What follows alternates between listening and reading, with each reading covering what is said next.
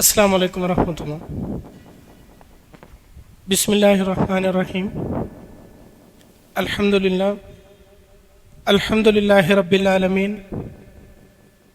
വസ്സലാത്തു വസ്സലാമു അലാ റസൂലിഹിൽ അമീൻ വഅലാ ആലിഹി വസഹ്ബിഹി അജ്മഈൻ. അമ്മാ ബഅദ്. ഏറെ പ്രിയം നിറഞ്ഞ സഹോദരി സഹോദരന്മാരെ, സ്വഹാബിമാരുടെ ജീവിതത്തിൽ നിന്ന് പാഠങ്ങൾ ഉൾക്കൊള്ളണം എന്ന താല്പര്യത്തോടുകൂടി നമ്മൾ നടത്തിവരുന്ന പഠന സീരീസ് അതിൻ്റെ 4ാമത്തെ എപ്പിസോഡിൽ എത്തിയിരിക്കുകയാണ്. ഖുലഫാ ഉർ റാഷിദീങ്ങളിൽ 4ാമനായ അലി ഇബ്നു അബി ത്വാലിബ് റളിയല്ലാഹു അൻഹു, അദ്ദേഹത്തിൻ്റെ ചരിത്രമാണ് നമ്മൾ ഇന്ന് കേൾക്കാനിരിക്കുന്നത്. ചരിത്രത്തിൽ ഒരുപാട് പുകഴ്ത്തലുകൾക്കിടയിലും പ്രശംസകൾക്കിടയിലും ഒക്കെ കടന്നു പോകുന്ന ഒരു ജീവിതമാണ് അലി റളിയല്ലാഹു അൻഹുവിൻ്റെത്. അത്തരം പുകഴ്ത്തലുകൾ ചില താല്പര്യങ്ങളിൽ നിന്ന് ജനിക്കുന്നത് കൊണ്ട് അതിൽ നിന്ന് സത്യവും അസത്യവും വേർതിരിച്ചെടുത്ത് അദ്ദേഹത്തിന്റെ ചരിത്രം പറയുക എന്നത് ഏറെ ശ്രമകരമായ ഒരു ദൗത്യമാണ്. കക്ഷിത്വത്തിന്റെ ഭാഗമായുള്ള താല്പര്യങ്ങളാൽ അദ്ദേഹത്തെ വളരെയേറെ ഉയരങ്ങളിൽ പ്രതിഷ്ഠിക്കുകയും തങ്ങളുടെ താല്പര്യത്തിനനുസരിച്ച് അദ്ദേഹത്തിന്റെ ചരിത്രത്തെ അവതരിപ്പിക്കാനുള്ള ഒരു ശ്രമം ഉണ്ടാവുകയും ചെയ്തതായി ചരിത്രത്തിൽ കാണാം.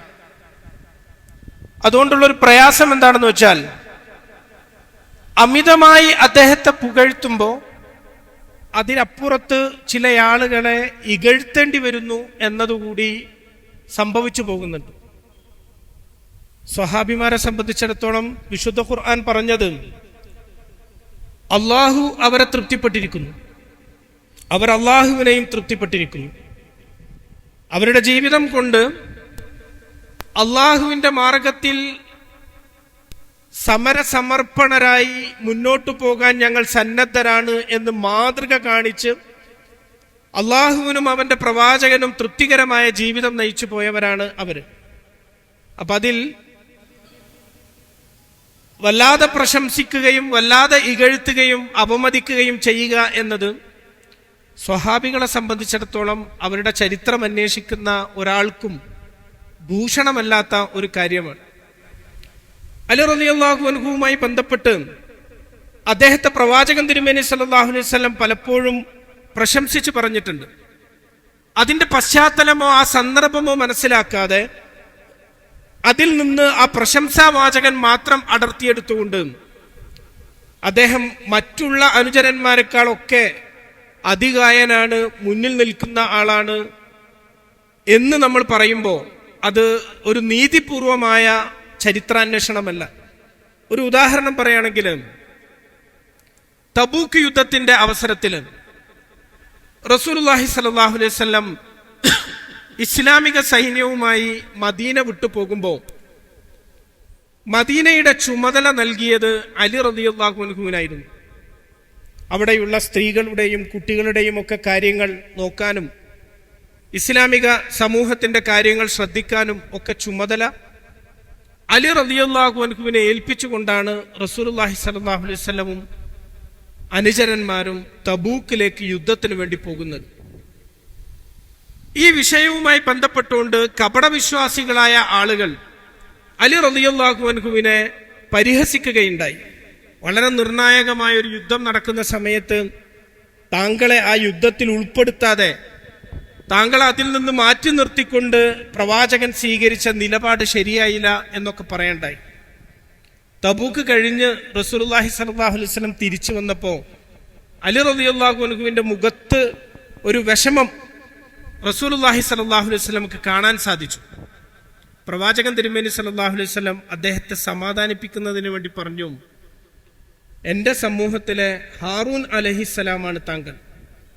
മൂസ അലൈഹിസ്സലാമിനെ അള്ളാഹു പിന്തുണയ്ക്ക് വേണ്ടി പ്രബോധന ദൗത്യത്തിൽ സഹായിയായിക്കൊണ്ട് നിശ്ചയിച്ചു കൊടുത്ത പ്രവാചകനാണ് ഹാറൂൻ അലൈഹിസ്സലാം. അതുപോലെ എൻ്റെ സമൂഹത്തിൽ എനിക്ക് സഹായിയായിക്കൊണ്ട് നിശ്ചയിച്ചു തന്ന ആളാണ് അലി താങ്കൾ എന്ന് പ്രവാചകൻ പറഞ്ഞു. മൂസ അലൈഹിസ്സലാം വേദം നേടുന്നതിനു വേണ്ടി, വേദപുസ്തകം അള്ളാഹുവിൽ നിന്ന് ലഭിക്കുന്നതിന് വേണ്ടി, തൗറാത്ത് കൈപ്പറ്റുന്നതിന് വേണ്ടി ബനു ഇസ്രായേൽ സമൂഹത്തിൽ നിന്ന് കുറച്ചു സമയം വിട്ടുനിന്നപ്പോ ആ സമൂഹത്തിന്റെ ചുമതല മൂസ അലൈഹിസ്സലാം ഏൽപ്പിച്ചത് ഹാറൂൻ അലൈഹിസ്സലാമിനെയായിരുന്നു. അതുപോലെ താങ്കളെ ഒരു ചുമതല ഏൽപ്പിച്ചുകൊണ്ട് ഞാൻ തബൂക്കിലേക്ക് പോയത് എന്ന് പ്രവാചകൻ തിരുമേനി സല്ലല്ലാഹു അലൈഹി വസല്ലം പറയണ്ടായി.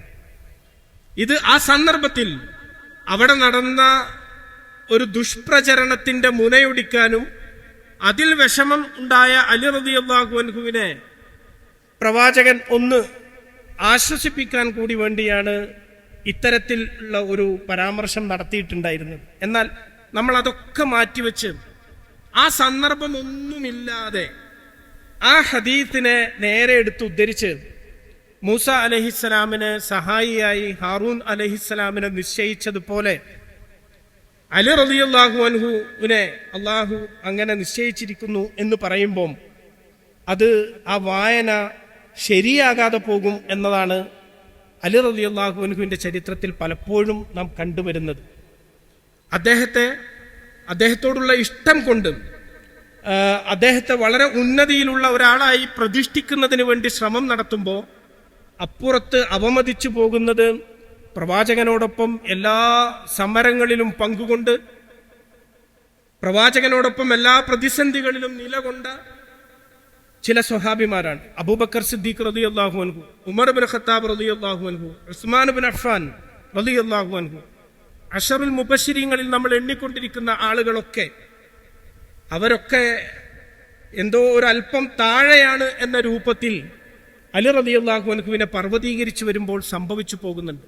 ഇതിന്റെ കാരണം ഷിഅത്തു അലി എന്ന് പറയുന്ന ഒരു കക്ഷിത്വമാണ്. ഇസ്ലാമിൽ അലി റളിയല്ലാഹു അൻഹു ഖിലാഫത്ത് ഏറ്റെടുത്ത സമയത്ത്, അല്ലെങ്കിൽ അതിന്റെ കുറച്ചു മുമ്പ് തന്നെ ആരംഭിച്ച ഒരു പ്രചാരണം പിന്നീട് ശക്തിപ്പെട്ടു വന്നത് നമുക്ക് കാണാൻ സാധിക്കും.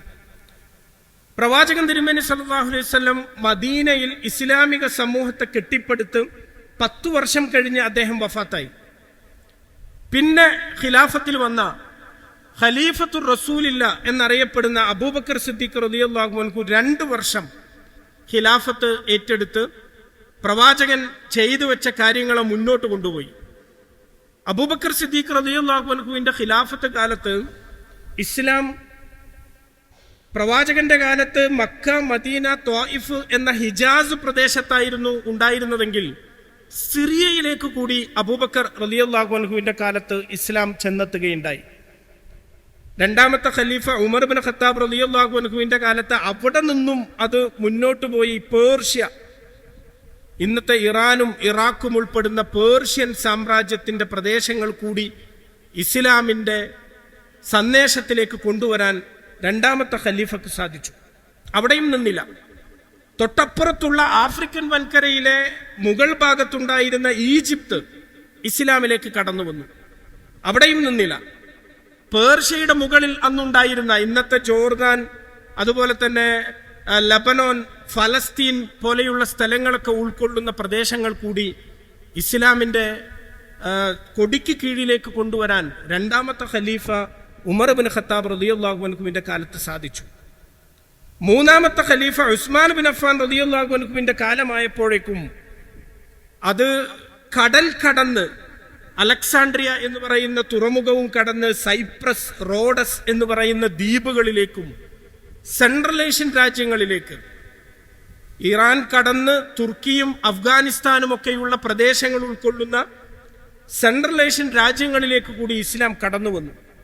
അപ്പൊ നമ്മൾ ഇങ്ങനെ ആ ചരിത്രം എടുത്തു നോക്കുമ്പോൾ 10 വർഷത്തെ റസൂലിന്റെ ഭരണം, 2 വർഷത്തെ സിദ്ദീഖുൽ അക്ബറിന്റെ ഭരണം 12, 10 വർഷത്തെ ഉമർ ഇബ്നു ഖത്താബ് റളിയല്ലാഹു അൻഹുവിന്റെ ഭരണം 22, 12 വർഷത്തെ ഉസ്മാൻ ഇബ്നു അഫ്ഫാൻ റളിയല്ലാഹു അൻഹുവിന്റെ ഭരണം 22, 12, 34. അതിൽ ഉസ്മാൻ ഇബ്നു അഫ്ഫാൻ റളിയല്ലാഹു അൻഹുവിന്റെ 12 മുഴുവൻ എടുക്കണ്ട, ഒരു 6 വർഷം എടുക്കാം. 6 വർഷം എടുത്താൽ 22, 6, 28, 28 വർഷമാകുമ്പോഴേക്ക് ലോകത്തിന്റെ ഭൂപടം നമ്മൾ ഇങ്ങനെ എടുത്തു വെച്ചാൽ അറേബ്യൻ പെനിൻസുല പൂർണ്ണമായി ഇസ്ലാമിലേക്ക് വന്നു. Yemen, Oman, UAE, Qatar, Kuwait, Saudi Arabia തുടങ്ങിയ രാജ്യങ്ങൾ ഉൾക്കൊള്ളുന്ന അറേബ്യൻ പെനിൻസുല പൂർണ്ണമായി ഇസ്ലാമിലേക്ക് വന്നു. അതിന്റെ മുകളിലുള്ള ലെവന്റ് എന്ന് പറയുന്ന ഭാഗം ജോർദാന്, സിറിയ, ഫലസ്തീന്, ലബനോന് അതുപോലെയുള്ള സ്ഥലങ്ങളും ഇസ്ലാമിന്റെ കീഴിലേക്ക് വന്നു. പേർഷ്യൻ പ്രദേശങ്ങളും ഇറാഖ്, ഇറാൻ, അതുപോലെ ആഫ്രിക്കൻ വൻകരയിലുള്ള ഈജിപ്ത്, ഇങ്ങനെ നോക്കുമ്പോൾ ലോകത്തിന്റെ മാപ്പ് എടുത്തു വെച്ചാൽ 28 വർഷം കൊണ്ട് ഇസ്ലാം ഭൂപടത്തിന്റെ മധ്യഭാഗം മുഴുവൻ കവർ ചെയ്തു പോയതായി നമുക്ക് കാണാൻ സാധിക്കും. ഈ ഒരു അവസരത്തിൽ, ഈ ഒരു രാഷ്ട്രീയ അവസരത്തിൽ ഇസ്ലാമിനെ പിന്നോട്ട് കൊണ്ടുവരുന്നതിന്, തകർക്കുന്നതിന് വേണ്ടി ചില ഗൂഢാലോചനകൾ നടക്കുകയുണ്ടായി. അതിലേറ്റവും പ്രധാനമായി ആ ഗൂഢാലോചനക്ക് നേതൃത്വം നൽകിയത് ജൂത സമൂഹമായിരുന്നു. ജൂതന്മാരിൽ നിന്ന് ശക്തി കൊണ്ട് ഇസ്ലാമിനെ മറികടക്കാൻ സാധിക്കുന്നില്ല. പ്രധാനപ്പെട്ട യുദ്ധങ്ങളിൽ ഇസ്ലാമിക സാമ്രാജ്യത്തിന് മുമ്പിൽ അവർ തകർന്നു വീഴുകയാണ്. ഖാദിസിയയും യർമൂക്കും ഒക്കെ അവരൊരുപാട് പോരാടി നോക്കി. പേർഷ്യൻ സാമ്രാജ്യവും റോമൻ സാമ്രാജ്യവും ഒക്കെ തകർന്നു വീണ 2 യുദ്ധങ്ങളാണ്. ശക്തി കൊണ്ട് ഇസ്ലാമിനെ അതിജയിക്കാൻ സാധിക്കുന്നില്ല. അവിടെ അവർ കുതന്ത്രം കൊണ്ട് ഇസ്ലാമിനെ അതിജയിക്കാൻ വേണ്ടി നോക്കുകയാണ്. അങ്ങനെയാണ് അബ്ദുള്ള ഇബ്നു സബഅ എന്ന് പറയുന്ന ഒരു മനുഷ്യൻ, ജൂതനായ മനുഷ്യൻ, ഇസ്ലാം സ്വീകരിക്കുകയും മുസ്ലിങ്ങളുടെ കൂടെ ചേരുകയും അദ്ദേഹം ഇസ്ലാമിൽ ഒരു പ്രചരണത്തിന് തുടക്കം കുറിക്കുകയും ചെയ്തു. ഒരു പ്രോപ്പഗണ്ട. ആ പ്രോപ്പഗണ്ട യഥാർത്ഥത്തിൽ ഇതായിരുന്നു: പ്രവാചകന് ശേഷം ഖിലാഫത്ത് ലഭിക്കേണ്ടിയിരുന്നത് അലി റളിയല്ലാഹു അൻഹുവിനായിരുന്നു. എന്നാൽ ആ വിവരം പ്രവാചകന്റെ കുടുംബത്തിൽ ഏറ്റവും അടുത്തുണ്ടായിരുന്ന ആയിഷ റളിയല്ലാഹു അൻഹ, ഹഫ്സ റളിയല്ലാഹു അൻഹ എന്നിവർ മറച്ചുവെച്ചു. റസൂലുള്ളാഹി സ്വല്ലല്ലാഹു അലൈഹി വസല്ലം അദ്ദേഹത്തിന്റെ വഫാത്തിന്റെ സമയത്ത് അത് പറഞ്ഞിട്ടുണ്ടായിരുന്നു. എന്നാൽ ഇവർ മറച്ചുവെച്ചതാണ് എന്നൊരു പ്രോപ്പഗണ്ട പ്രചരിപ്പിച്ചു, ഒരു പ്രചാരണം. ആയിഷ റളിയല്ലാഹു അൻഹ അത് മറച്ചുവെച്ചത് തന്റെ സ്വന്തം പിതാവായ അബൂബക്കർ റളിയല്ലാഹു അൻഹുവിന് വേണ്ടിയായിരുന്നു. ഹഫ്സ റളിയല്ലാഹു അൻഹ അത് മറച്ചുവെച്ചത് അവരുടെ പിതാവായ ഉമർ ഇബ്നു ഖത്താബ് റളിയല്ലാഹു അൻഹുവിന് വേണ്ടിയായിരുന്നു. അപ്പൊ ഈ ഒരു ഗൂഢാലോചനയിൽ ഇവരൊക്കെ പങ്കുകാരാണ്. അലി റളിയല്ലാഹു അൻഹുവിന് കിട്ടേണ്ടുന്ന ഖിലാഫത്താണ് ഇവർ തട്ടിയെടുത്തത് എന്നൊരു പ്രചാരണം ഒഴിച്ചുവിട്ടു.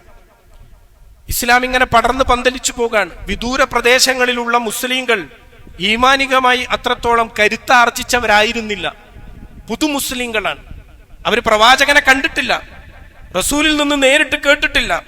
അങ്ങനെയുള്ളൊരു ഈമാനികമായ ഔന്നിത്യത്തിൽ നിലകൊള്ളുന്നവരായിരുന്നില്ല അവർ. അവരിൽ പല ആളുകളും ഈ പ്രചാരണത്തെ ഏറ്റുപിടിച്ചു. പ്രത്യേകിച്ച് പേർഷ്യയിലുണ്ടായിരുന്ന കൂഫ, ബസ്സറ എന്നീ പറയുന്ന സ്ഥലങ്ങൾ, ഈജിപ്തിലുള്ള കുറെ സ്ഥലങ്ങൾ, ഇവിടെയൊക്കെ ഇത് ശരിയാണ് എന്ന് തോന്നിയ കുറെ ആളുകൾ ഉണ്ടായി വന്നു. ഈ ആളുകളാണ് പിന്നീട് ഷീഅത്തു അലി, അലിയുടെ കക്ഷിക്കാർ എന്നറിയപ്പെടുന്ന ആളുകളായി മാറിയത്. അതാണ് പിന്നെ ഷിആക്കൾ എന്ന പേരിൽ ചരിത്രത്തിൽ ഉടനീളം അറിയപ്പെടുന്നത്. അപ്പൊ അവര് അലി റളിയല്ലാഹു അൻഹുവിന് ഖിലാഫത്ത് കിട്ടേണ്ടിയിരുന്നു എന്നത് പറയുന്നതിന് വേണ്ടി അദ്ദേഹത്തിന് ഒരുപാട് ഗുണഗണങ്ങളും വിശേഷണങ്ങളും ചാർത്തി നൽകിക്കൊണ്ട് അദ്ദേഹത്തെ ഒരുപാട് ഉയരത്തിലേക്ക് കൊണ്ടുവരാനുള്ള ശ്രമം നടത്തി.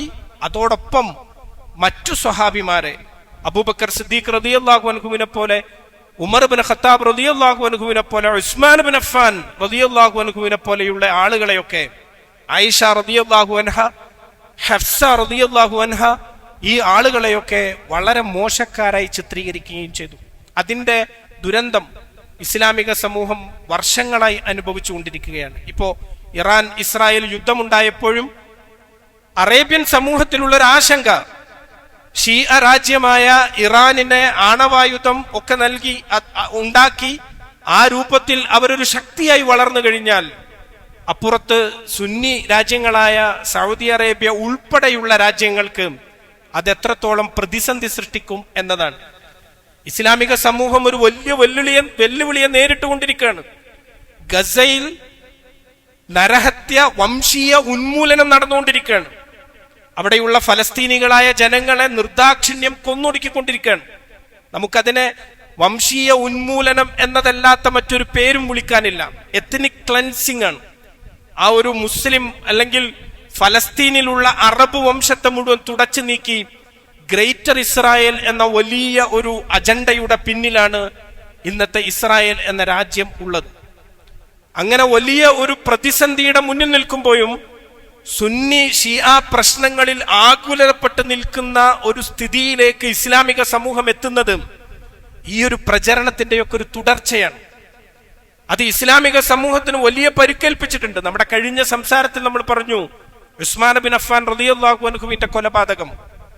ആ കൊലപാതകം ഇസ്ലാമിക സമൂഹത്തിൽ ഉണ്ടാക്കിയ ചേരിതിരിവ്, ഇസ്ലാമിക സമൂഹത്തിൽ ഉണ്ടാക്കിയിട്ടുള്ള വിള്ളൽ, അതിന്റെ പരുക്കിൽ നിന്ന് ഇന്നും ഈ മുസ്ലിം സമൂഹം മോചിതമായിട്ടില്ല.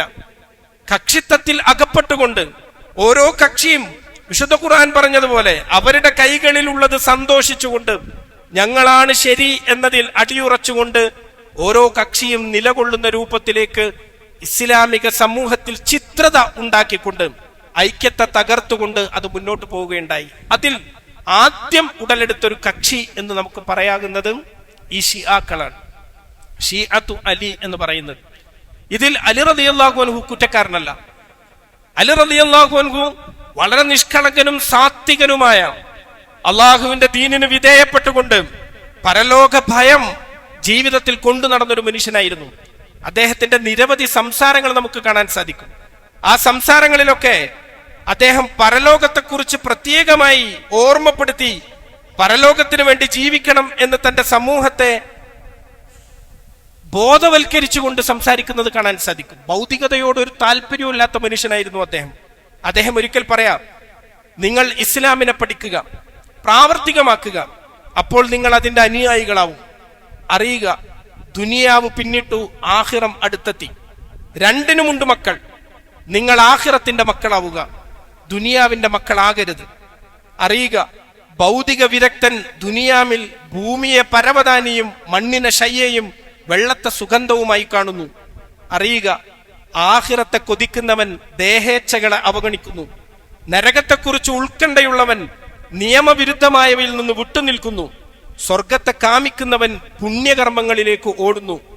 ദുനിയാവിനോട് ഭ്രമമില്ലാത്തവന് യാതനകൾ അപ്രസക്തമായി തീരുന്നു എന്ന് തുടങ്ങി വളരെ മനോഹരമായ ഒരുപാട് അദ്ദേഹത്തിന്റെ കവിതകളും സംസാരങ്ങളും ചരിത്രത്തിൽ നമുക്ക് കാണാൻ സാധിക്കും.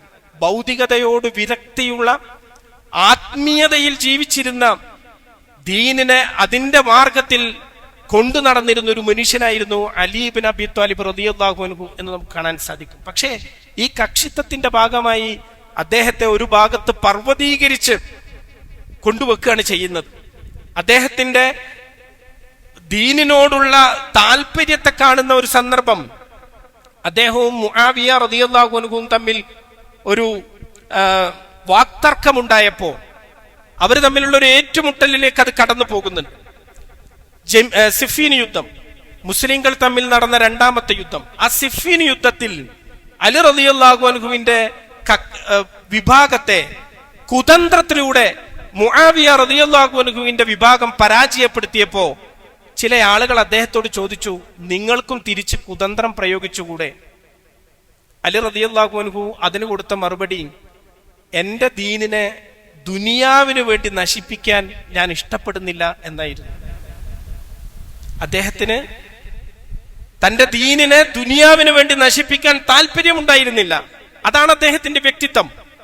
ജീവിതത്തിൽ ദീൻ ഉൾക്കൊണ്ട് സാത്വികനായി ജീവിച്ചൊരു മനുഷ്യനായിരുന്നു അദ്ദേഹം. നന്മകളുടെ വിളനിലമായിരുന്നു അദ്ദേഹം. അദ്ദേഹത്തെ സംബന്ധിച്ചിടത്തോളം ഇത്തരം കക്ഷിത്വത്തെ ഒരു തരത്തിലും അദ്ദേഹം പ്രോത്സാഹിപ്പിക്കുകയോ അതിൽ താല്പര്യം കാണിക്കുകയോ ചെയ്ത ഒരാളായിരുന്നില്ല. പക്ഷെ ഒരു ഗൂഢാലോചനയുടെ ഭാഗമായി ചരിത്രത്തിൽ അലി റളിയല്ലാഹു അൻഹു പ്രതി ചേർക്കപ്പെടുകയും ചരിത്രത്തിൽ ഇന്നോളം അദ്ദേഹത്തെ വാഴ്ത്തുന്ന ഒരു സമൂഹം ഉണ്ടാകുമ്പോൾ സ്വാഭാവികമായും അതിൽ ചില പോരായ്മകൾ കാണുന്ന ഒരു മറുപക്ഷവും ഉണ്ടാകുന്നു എന്ന വേദനയോടുകൂടിയാണ് അദ്ദേഹത്തിന്റെ ചരിത്ര പഠനം നമ്മൾ ആരംഭിക്കുന്നത്. അത്തരം ഇകഴ്ത്തലുകൾ ഒരു തരത്തിലും നമ്മൾ നൽകേണ്ടതില്ലാത്ത ഒരുപാട് മാതൃകകൾ ജീവിതത്തിലുള്ള ഒരു മഹത് വ്യക്തിയായിരുന്നു അലി ഇബ്നു അബി ത്വാലിബ് റളിയല്ലാഹു അൻഹു എന്ന് നമ്മൾ തിരിച്ചറിയേണ്ടതുണ്ട്.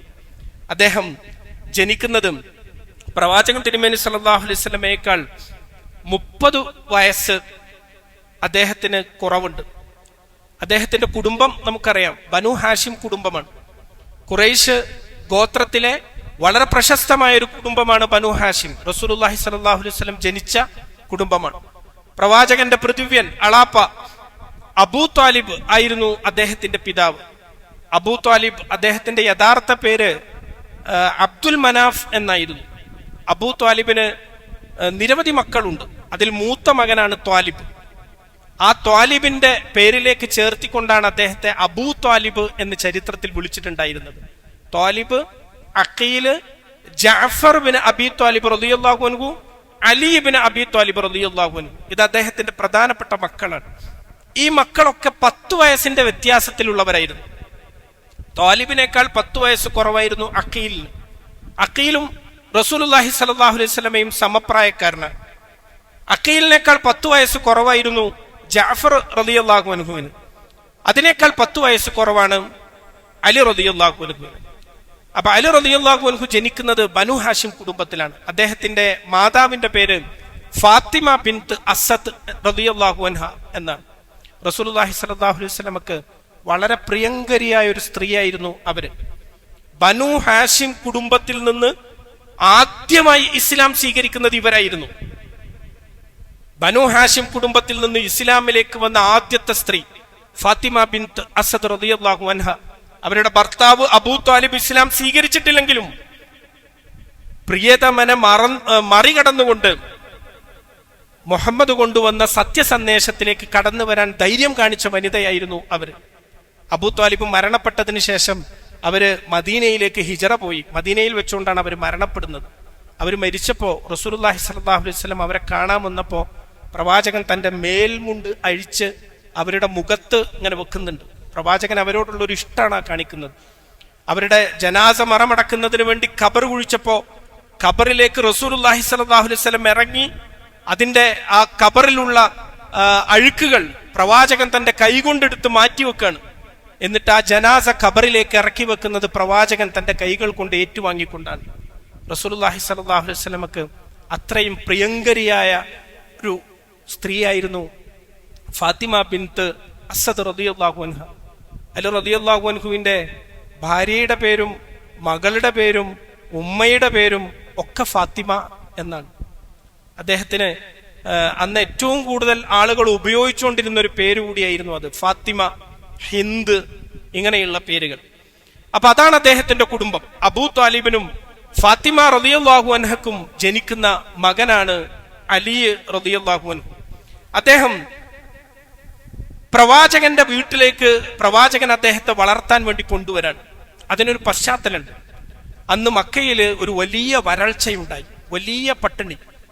വലിയ കുടുംബങ്ങൾ, എണ്ണസംഖ്യ കൂടുതലുള്ള മക്കളുള്ള കുടുംബങ്ങൾക്ക് ജീവിക്കാൻ പ്രയാസമുള്ള ഒരു സമയമായി അത് അനുഭവപ്പെട്ടു. ആ സമയത്ത് റസൂലുള്ളാഹി സ്വല്ലല്ലാഹു അലൈഹി വസല്ലം വിവാഹം കഴിഞ്ഞ് ഖദീജ റളിയല്ലാഹു അൻഹയുടെ വീട്ടിലാണ്. അതുവരെ പ്രവാചകനും സാമ്പത്തികമായ ഞെരുക്കത്തിൽ തന്നെയാണ്. റസൂലുള്ളാഹി സ്വല്ലല്ലാഹു അലൈഹി വസല്ലം തന്റെ വല്യുപ്പ അബ്ദുൽ മുത്തലിബിന്റെ മരണത്തിന് ശേഷം പ്രവാചകന്റെ എല്ലാ സംരക്ഷണവും ഏറ്റെടുത്തത് അളാപ്പയായ അബൂ ത്വാലിബായിരുന്നു. ആ വീട്ടിലെ പ്രയാസം കൊണ്ട് റസൂലുള്ളാഹി സ്വല്ലല്ലാഹു അലൈഹി വസല്ലം ആടിനെ മേയ്ക്കാൻ പോകുന്നത്, എന്നെ കൊണ്ട് കഴിയുന്ന എന്തെങ്കിലും സഹായം ആ കുടുംബത്തിന് ചെയ്യണം എന്ന് കരുതിയിട്ട്. അതാണ് റസൂലുള്ളാഹി സ്വല്ലല്ലാഹു അലൈഹി വസല്ലം കച്ചവടത്തിന് വേണ്ടി മെനക്കെട്ടുണ്ടായിരുന്നത്. അങ്ങനെ അബൂ ത്വാലിബിന്റെ കൂടെ റസൂലുള്ളാഹി സ്വല്ലല്ലാഹു അലൈഹി വസല്ലം സിറിയയിലേക്ക് കച്ചവടത്തിന് പോയപ്പോഴാണ് ബഹീറ എന്ന പേരുള്ള ഒരു ക്രിസ്ത്യൻ പാതിരി പ്രവാചകനെ കണ്ട് പ്രവാചകത്വത്തിന്റെ അടയാളങ്ങൾ അദ്ദേഹത്തിൽ ദർശിച്ച് ഇനി ഈ കുട്ടിയെ കൊണ്ട് നിങ്ങൾ സിറിയയിലേക്ക് വരരുത് എന്ന് അബൂ ത്വാലിബിനോട് പറയുന്നത്. അതിനുശേഷം അബൂ ത്വാലിബ് റസൂലിനെ മക്കയുടെ പുറത്തേക്ക് കൊണ്ടുണ്ടായിരുന്നില്ല. ബഹീറ പറഞ്ഞു, ഇത് പ്രവാചകനാണെന്ന് ജൂതന്മാര് തിരിച്ചറിഞ്ഞാൽ ഈ കുട്ടിയെ കൊന്നുകളയും, അതുകൊണ്ട് നിങ്ങൾ ഈ കുട്ടിയെ കൊണ്ട് മക്കയുടെ പുറത്തു പോകരുതെന്ന് പറഞ്ഞു. അബൂ ത്വാലിബ് പിന്നെ മക്കയിലാണ് റസൂലുള്ളാഹി സ്വല്ലല്ലാഹു അലൈഹി വസല്ലമയെ സംരക്ഷിക്കുന്നത്. അപ്പോഴും റസൂലിന്റെ മനസ്സിൽ എപ്പോഴുള്ള ആഗ്രഹം ഈ കുടുംബത്തെ സഹായിക്കണം എന്നാണ്. അതുകൊണ്ടാണ് റസൂലുള്ളാഹി സ്വല്ലല്ലാഹു അലൈഹി വസല്ലം ഖദീജ റളിയല്ലാഹു അൻഹയുടെ കച്ചവടം ഏറ്റെടുത്ത് ആ കച്ചവടവുമായി ബന്ധപ്പെട്ട കാര്യങ്ങളിലേക്കൊക്കെ കടന്നു പോകുന്നത് അതുകൊണ്ടാണ്, ഈ കുടുംബത്തെ സഹായിക്കാൻ വേണ്ടി. അപ്പൊ റസൂലുള്ളാഹി സ്വല്ലല്ലാഹു അലൈഹി വസല്ലം ഖദീജ റളിയല്ലാഹു അൻഹയെ വിവാഹം കഴിച്ച് ഒരു വർഷം കഴിഞ്ഞപ്പോ, പ്രവാചകൻ ഒരു 26 വയസ്സ് ഒക്കെ ഉള്ളൊരു സമയത്താണ് അവിടെ ഒരു പട്ടിണി ഉണ്ടാകുന്നത്, അതികഠിനമായ ഒരു പട്ടിണി. ആ പട്ടിണി ഉണ്ടായപ്പോ റസൂലുള്ളാഹി സ്വല്ലല്ലാഹു അലൈഹി വസല്ലം തന്റെ അമ്മാവൻ അബ്ബാസ് റളിയല്ലാഹു അൻഹുവിന്റെ വീട്ടിലേക്ക് പോയി. അബ്ബാസ് ബിൻ അബ്ദുൽ മുത്തലിബ് അദ്ദേഹത്തിന്റെ വീട്ടിൽ പോയിട്ട് പറഞ്ഞു, നമുക്ക് അബൂ ത്വാലിബ് അദ്ദേഹത്തെ സംരക്ഷിക്കേണ്ടതുണ്ട്, വലിയ പ്രയാസമാണ് ആ വീട്ടിൽ, അതുകൊണ്ട് ഒരു കുട്ടിയെ ഞാൻ ഏറ്റെടുക്കാം, ഒരു കുട്ടിയുടെ സംരക്ഷണം നിങ്ങളും ഏറ്റെടുക്കണം എന്ന് പറഞ്ഞ് അബൂ ത്വാലിബിന്റെ വീട്ടിൽ വന്ന് ഇവർ 2 കുട്ടികളെ സംരക്ഷണത്തിനായി ചോദിക്കണം. റസൂലുള്ളാഹി സ്വല്ലല്ലാഹു അലൈഹി വസല്ലം പറഞ്ഞു, അലിയെ ഞാൻ നോക്കിക്കൊള്ളാം. അബ്ബാസ് റളിയല്ലാഹു അൻഹു ജഅഫർ റളിയല്ലാഹു അൻഹുവിന്റെ സംരക്ഷണവും ഏറ്റെടുത്തു. അങ്ങനെ ഈ 2 ആളുകളും പിന്നെ ഈ വീടുകളിലാണ് വളരുന്നത്. അലി റളിയല്ലാഹു അൻഹുവിന് ജനിച്ചപ്പോ അദ്ദേഹത്തിന്റെ മാതാവിട്ട പേര് അസദ് എന്നായിരുന്നു, സിംഹം എന്നായിരുന്നു. എന്നാൽ അബൂ ത്വാലിബ് ഇട്ട പേരാണ് അലി, എല്ലാ ഗുണങ്ങളുമുള്ള ഔന്നിത്യമുള്ള കുലീലനായ ഒരു മനുഷ്യൻ, ഉയരത്തിലെത്തിയിട്ടുള്ള ഒരു മനുഷ്യൻ എന്ന അർത്ഥത്തിൽ അദ്ദേഹത്തിന് ആ പേര് നൽകുന്നത് അബൂ ത്വാലിബാണ്. അപ്പൊ ഏതായിരുന്നാലും റസൂലുള്ളാഹി സ്വല്ലല്ലാഹു അലൈഹി വസല്ലമയുടെ വീട്ടിലാണ് അലി റളിയല്ലാഹു അൻഹു പിന്നീട് വളരുന്നത്. 6 വയസ്സാകുമ്പോഴാണ് പ്രവാചകൻ അദ്ദേഹത്തെ വീട്ടിലേക്ക് കൂട്ടിക്കൊണ്ടിരുന്നത്. പിന്നെ ആ കുട്ടി അവിടെയാണ്. റസൂലുള്ളാഹി സ്വല്ലല്ലാഹു അലൈഹി വസല്ലം ഇസ്ലാമിക പ്രബോധനം അദ്ദേഹത്തിന് വഹീ കിട്ടി, പ്രവാചകനായി മാറി. ഇസ്ലാമിക പ്രബോധന പ്രവർത്തനങ്ങൾ പരസ്യമായി ആരംഭിക്കുന്നതിന്റെ മുമ്പ് അലി റളിയല്ലാഹു അൻഹു ഇസ്ലാം സ്വീകരിക്കുന്നുണ്ട്. അതിനെ ചരിത്രത്തിൽ പറയുന്നതും സൂറ മുദ്ദസ്സിർ അവതരിച്ചപ്പോ അള്ളാഹുവിന്റെ റസൂലിനോട് അള്ളാഹുവിനെ പ്രാർത്ഥിക്കാൻ, പ്രകീർത്തിക്കാനുള്ള ഒരു കൽപ്പന ആ സൂറത്തിലുണ്ട്. യാ അയ്യുഹൽ മുദ്ദസ്സിർ ഖും ഫഅൻദിർ വറബ്ബക ഫകബ്ബിർ വസിയാബക ഫതഹിർ വറുജ്സ ഫഹ്ജുർ വലാ തംനുൻ തസ്തക്സിർ, ഇങ്ങനെയുള്ള വരുന്നത്. അതിൽ വറബ്ബക ഫകബ്ബിർ, നിന്റെ റബ്ബിനെ നീ പ്രകീർത്തിക്കണം. ഈ ആയത്തുകൾ അവതരിച്ചപ്പോ റസൂലുള്ളാഹി സ്വല്ലല്ലാഹു അലൈഹി വസല്ലമയും ഖദീജ റളിയല്ലാഹു അൻഹയും വീട്ടിൽ നിന്ന് അള്ളാഹുവിനെ പ്രാർത്ഥിക്കാൻ വേണ്ടി ആരംഭിച്ചു. അവർ കൈകൾ ഉയർത്തി അള്ളാഹുവിനോടുള്ള പ്രാർത്ഥനയിൽ നിരതരായി. അലി റളിയല്ലാഹു അൻഹു ഈ കാഴ്ച കാണാൻ ആ വീട്ടിൽ നിന്ന്. അദ്ദേഹം ആ കാഴ്ച കണ്ട് പ്രവാചകന്റെ അടുക്കൽ വന്ന് ചോദിച്ചു, ഇതുവരെ ഇല്ലാത്ത ഒരു ഏർപ്പാടാണ് ഞാൻ ഈ വീട്ടിൽ കണ്ടുകൊണ്ടിരിക്കുന്നത്, എന്താണ് നിങ്ങൾ 2 പേരും ചെയ്തുകൊണ്ടിരിക്കുന്നത്? അലി റളിയല്ലാഹു അൻഹു പ്രവാചകന്റെ വീട്ടിൽ വളർന്നു എന്നതുകൊണ്ട് തന്നെ ഒരു തരത്തിലുമുള്ള വിഗ്രഹാരാധനയിലേക്കോ മക്കയിൽ അന്ന് നടമാടിയിരുന്ന സാമൂഹിക തിന്മകളിലേക്കോ അദ്ദേഹം ചെന്നിട്ടുണ്ടായിരുന്നില്ല. അദ്ദേഹം എല്ലാ തരത്തിലുള്ള തിന്മകളിൽ നിന്നും മാറി ജീവിച്ചൊരു മനുഷ്യനായിരുന്നു. അതുവരെ കാണാത്തൊരു കാഴ്ച അദ്ദേഹം കാണാൻ ആ വീട്ടിൽ. മുഹമ്മദ് പ്രാർത്ഥിക്കുന്നു, റസൂലുള്ളാഹി സ്വല്ലല്ലാഹു അലൈഹി വസല്ലം പ്രാർത്ഥിക്കുന്നു, അദ്ദേഹത്തോടൊപ്പം പ്രിയതമ ഖദീജ റളിയല്ലാഹു അൻഹയും പ്രാർത്ഥനയിൽ പങ്കുചേരുന്നു. എന്താണ് നിങ്ങൾ ചെയ്തുകൊണ്ടിരിക്കുന്നത് എന്ന് അലി റളിയല്ലാഹു അൻഹു വന്ന് ചോദിച്ചു. അപ്പൊ പ്രവാചകൻ തിരുമേനി സല്ലല്ലാഹു അലൈഹി വസല്ലം ഒരു കുട്ടിയാണ് എന്ന ഭാവത്തിലായിരുന്നില്ല. അദ്ദേഹത്തിന്റെ ആ ചോദ്യം പരിഗണിച്ചുകൊണ്ട് വളരെ ഗൗരവകരമായി പ്രവാചകൻ തിരുമേനി സല്ലല്ലാഹു അലൈഹി വസല്ലം അദ്ദേഹത്തിന് മറുപടി കൊടുക്കാനും, ഞങ്ങള് ഏകനായ അള്ളാഹുവിനെയാണ് ആരാധിക്കുന്നത്, അവനാണ് സ്രഷ്ടാവ്. ലാത്ത ഉസ്സ ഈ വിഗ്രഹങ്ങളെ ആരാധിക്കരുത്, അവക്കല്ല ആരാധന നൽകേണ്ടത്, ആരാധനകൾ അർപ്പിക്കേണ്ടത് ഏകനായ അള്ളാഹുവിനാകുന്നു എന്ന് പ്രവാചകൻ പറഞ്ഞു കൊടുത്തു. നമ്മൾ നോക്കണം, ഒരു കുട്ടി വന്ന് ചോദിക്കുമ്പോൾ നമ്മളെ കാണാൻ ചിലപ്പം ഞാൻ പോയിന്നാ എന്തത്, ഇത് കുട്ടികൾക്കുള്ള കാര്യമല്ല എന്ന് പറയായിരുന്നു. പക്ഷെ അള്ളാഹുവിന്റെ റസൂൽ തിരുമേനി സല്ലല്ലാഹു അലൈഹി വസല്ലം 10 വയസ്സുള്ള റസൂലിന് നുബൂവത്ത് വരുന്ന സമയത്ത് അലി റളിയല്ലാഹു അൻഹുവിന് 10 വയസ്സാണ്. 10 വയസ്സുള്ള ഒരു കുട്ടി വന്ന് തന്നോട് ചോദിക്കുമ്പോഴും പ്രവാചകൻ വളരെ ഗൗരവകരമായ ഒരു സംഗതി പറയുന്ന രൂപത്തിലാണ് അലി റളിയല്ലാഹു അൻഹുവിന് പറഞ്ഞു കൊടുക്കുന്നത്. അപ്പൊ അദ്ദേഹം അത് മുഴുവൻ കേട്ടിട്ട് അദ്ദേഹം പറഞ്ഞു, ഞാനിത് ആദ്യമായിട്ടാണ് കേൾക്കുന്നത് ഈ ഒരു കാര്യം, ഏകനായ ദൈവത്തെ ആരാധിക്കണം. അതുകൊണ്ട് ഞാൻ എന്റെ പിതാവ് അബൂ ത്വാലിബിനോട് കൂടി ആലോചിച്ചിട്ട് ഒരു അഭിപ്രായം പറയാം എന്ന് പറഞ്ഞു. അപ്പൊ റസൂലുള്ളാഹി സ്വല്ലല്ലാഹു അലൈഹി വസല്ലം പറഞ്ഞു, ഒന്നെങ്കിൽ നീ വിശ്വസിക്ക, അല്ലെങ്കിൽ നീ ഇത് ആരോടും മിണ്ടണ്ട, ഇപ്പൊ ഇത് പറയാനായിട്ടില്ല, ആരോടും പറയണ്ട എന്ന് പറഞ്ഞു. അലി റളിയല്ലാഹു അൻഹു അന്ന് രാത്രി മുഴുവൻ മാറിയിരുന്ന് ഈ 2 ആളുകളുടെ ആരാധന ശ്രദ്ധിച്ചുകൊണ്ടിരുന്നു. പിറ്റേന്ന് രാവിലെ അദ്ദേഹം ഉറക്കത്തിൽ നിന്ന് എഴുന്നേറ്റ് പ്രവാചകന്റെ അടുക്കൽ വന്ന് ചോദിച്ചു, നിങ്ങൾ ഇന്നലെ പറഞ്ഞ കാര്യങ്ങൾ ഒന്നുകൂടി പറഞ്ഞുതരോ? റസൂലുള്ളാഹി സ്വല്ലല്ലാഹു അലൈഹി വസല്ലം അതേ പ്രാധാന്യത്തോടെ അലി റളിയല്ലാഹു അൻഹുവിന് പറഞ്ഞു കൊടുക്കാണ്, ഏകനായ അള്ളാഹുവിനെയാണ് ആരാധിക്കേണ്ടത്, ലാത്തയെയും ഉസ്സയെയും ആരാധിക്കരുത്. അലി റളിയല്ലാഹു അൻഹു പറഞ്ഞു, അസ്ലിം, ഞാൻ താങ്കൾ പറഞ്ഞ അള്ളാഹുവിന് കീഴൊതുങ്ങാൻ ഞാൻ തയ്യാറാണ്, ഞാൻ ആ മാർഗത്തിൽ നിങ്ങളോടൊപ്പം പങ്കുചേരാൻ തയ്യാറാണ്. ഉപ്പയോടൊന്നും ആലോചിക്കേണ്ട ആവശ്യമില്ല. അദ്ദേഹത്തിന്റെ ഒരു പക്വത കൂടി ഉണ്ട് അതിൽ. 10 വയസ്സുള്ള ഒരു കുട്ടി ഒരു കാര്യം കേൾക്കുമ്പോൾ പറയുന്ന മറുപടിയും ഞാനത് ആദ്യമായിട്ട് കേൾക്കാണ്, എന്റെ ഉപ്പയോട് കൂടി ഒന്ന് ചോദിക്കട്ടെ എന്നാ. അപ്പൊ റസൂലുള്ളാഹി സ്വല്ലല്ലാഹു അലൈഹി വസല്ലം അത് പരസ്യമാക്കാൻ അനുവാദമില്ലാത്തതുകൊണ്ട് പരസ്യ പ്രബോധനത്തിന് അനുമതി വന്നിട്ടില്ല. അത് ഇപ്പൊ പറയണ്ട, ഒന്നെങ്കിൽ നീ വിശ്വസിച്ചോ അല്ലെങ്കിൽ മിണ്ടാതിരുന്നോ എന്ന് പറഞ്ഞു. അദ്ദേഹം ഒന്നുകൂടി ഇരുന്ന് ആലോചിച്ച് വീണ്ടും പ്രവാചകന്റെ അടുക്കൽ വന്ന് ആ കാര്യങ്ങൾ ഒന്നുകൂടി കേൾക്കണമെന്ന് ആവശ്യപ്പെട്ട് റസൂലുള്ളാഹി സ്വല്ലല്ലാഹു അലൈഹി വസല്ലം വീണ്ടും പറഞ്ഞു കൊടുത്ത് അത് കേട്ടയുടൻ ഞാനിത് വിശ്വസിച്ചിരിക്കുന്നു എന്ന് പറഞ്ഞുകൊണ്ട് അദ്ദേഹം ഇസ്ലാമിലേക്ക് വരാൻ. അദ്ദേഹം 3ാമത്തെ ആളാണ്.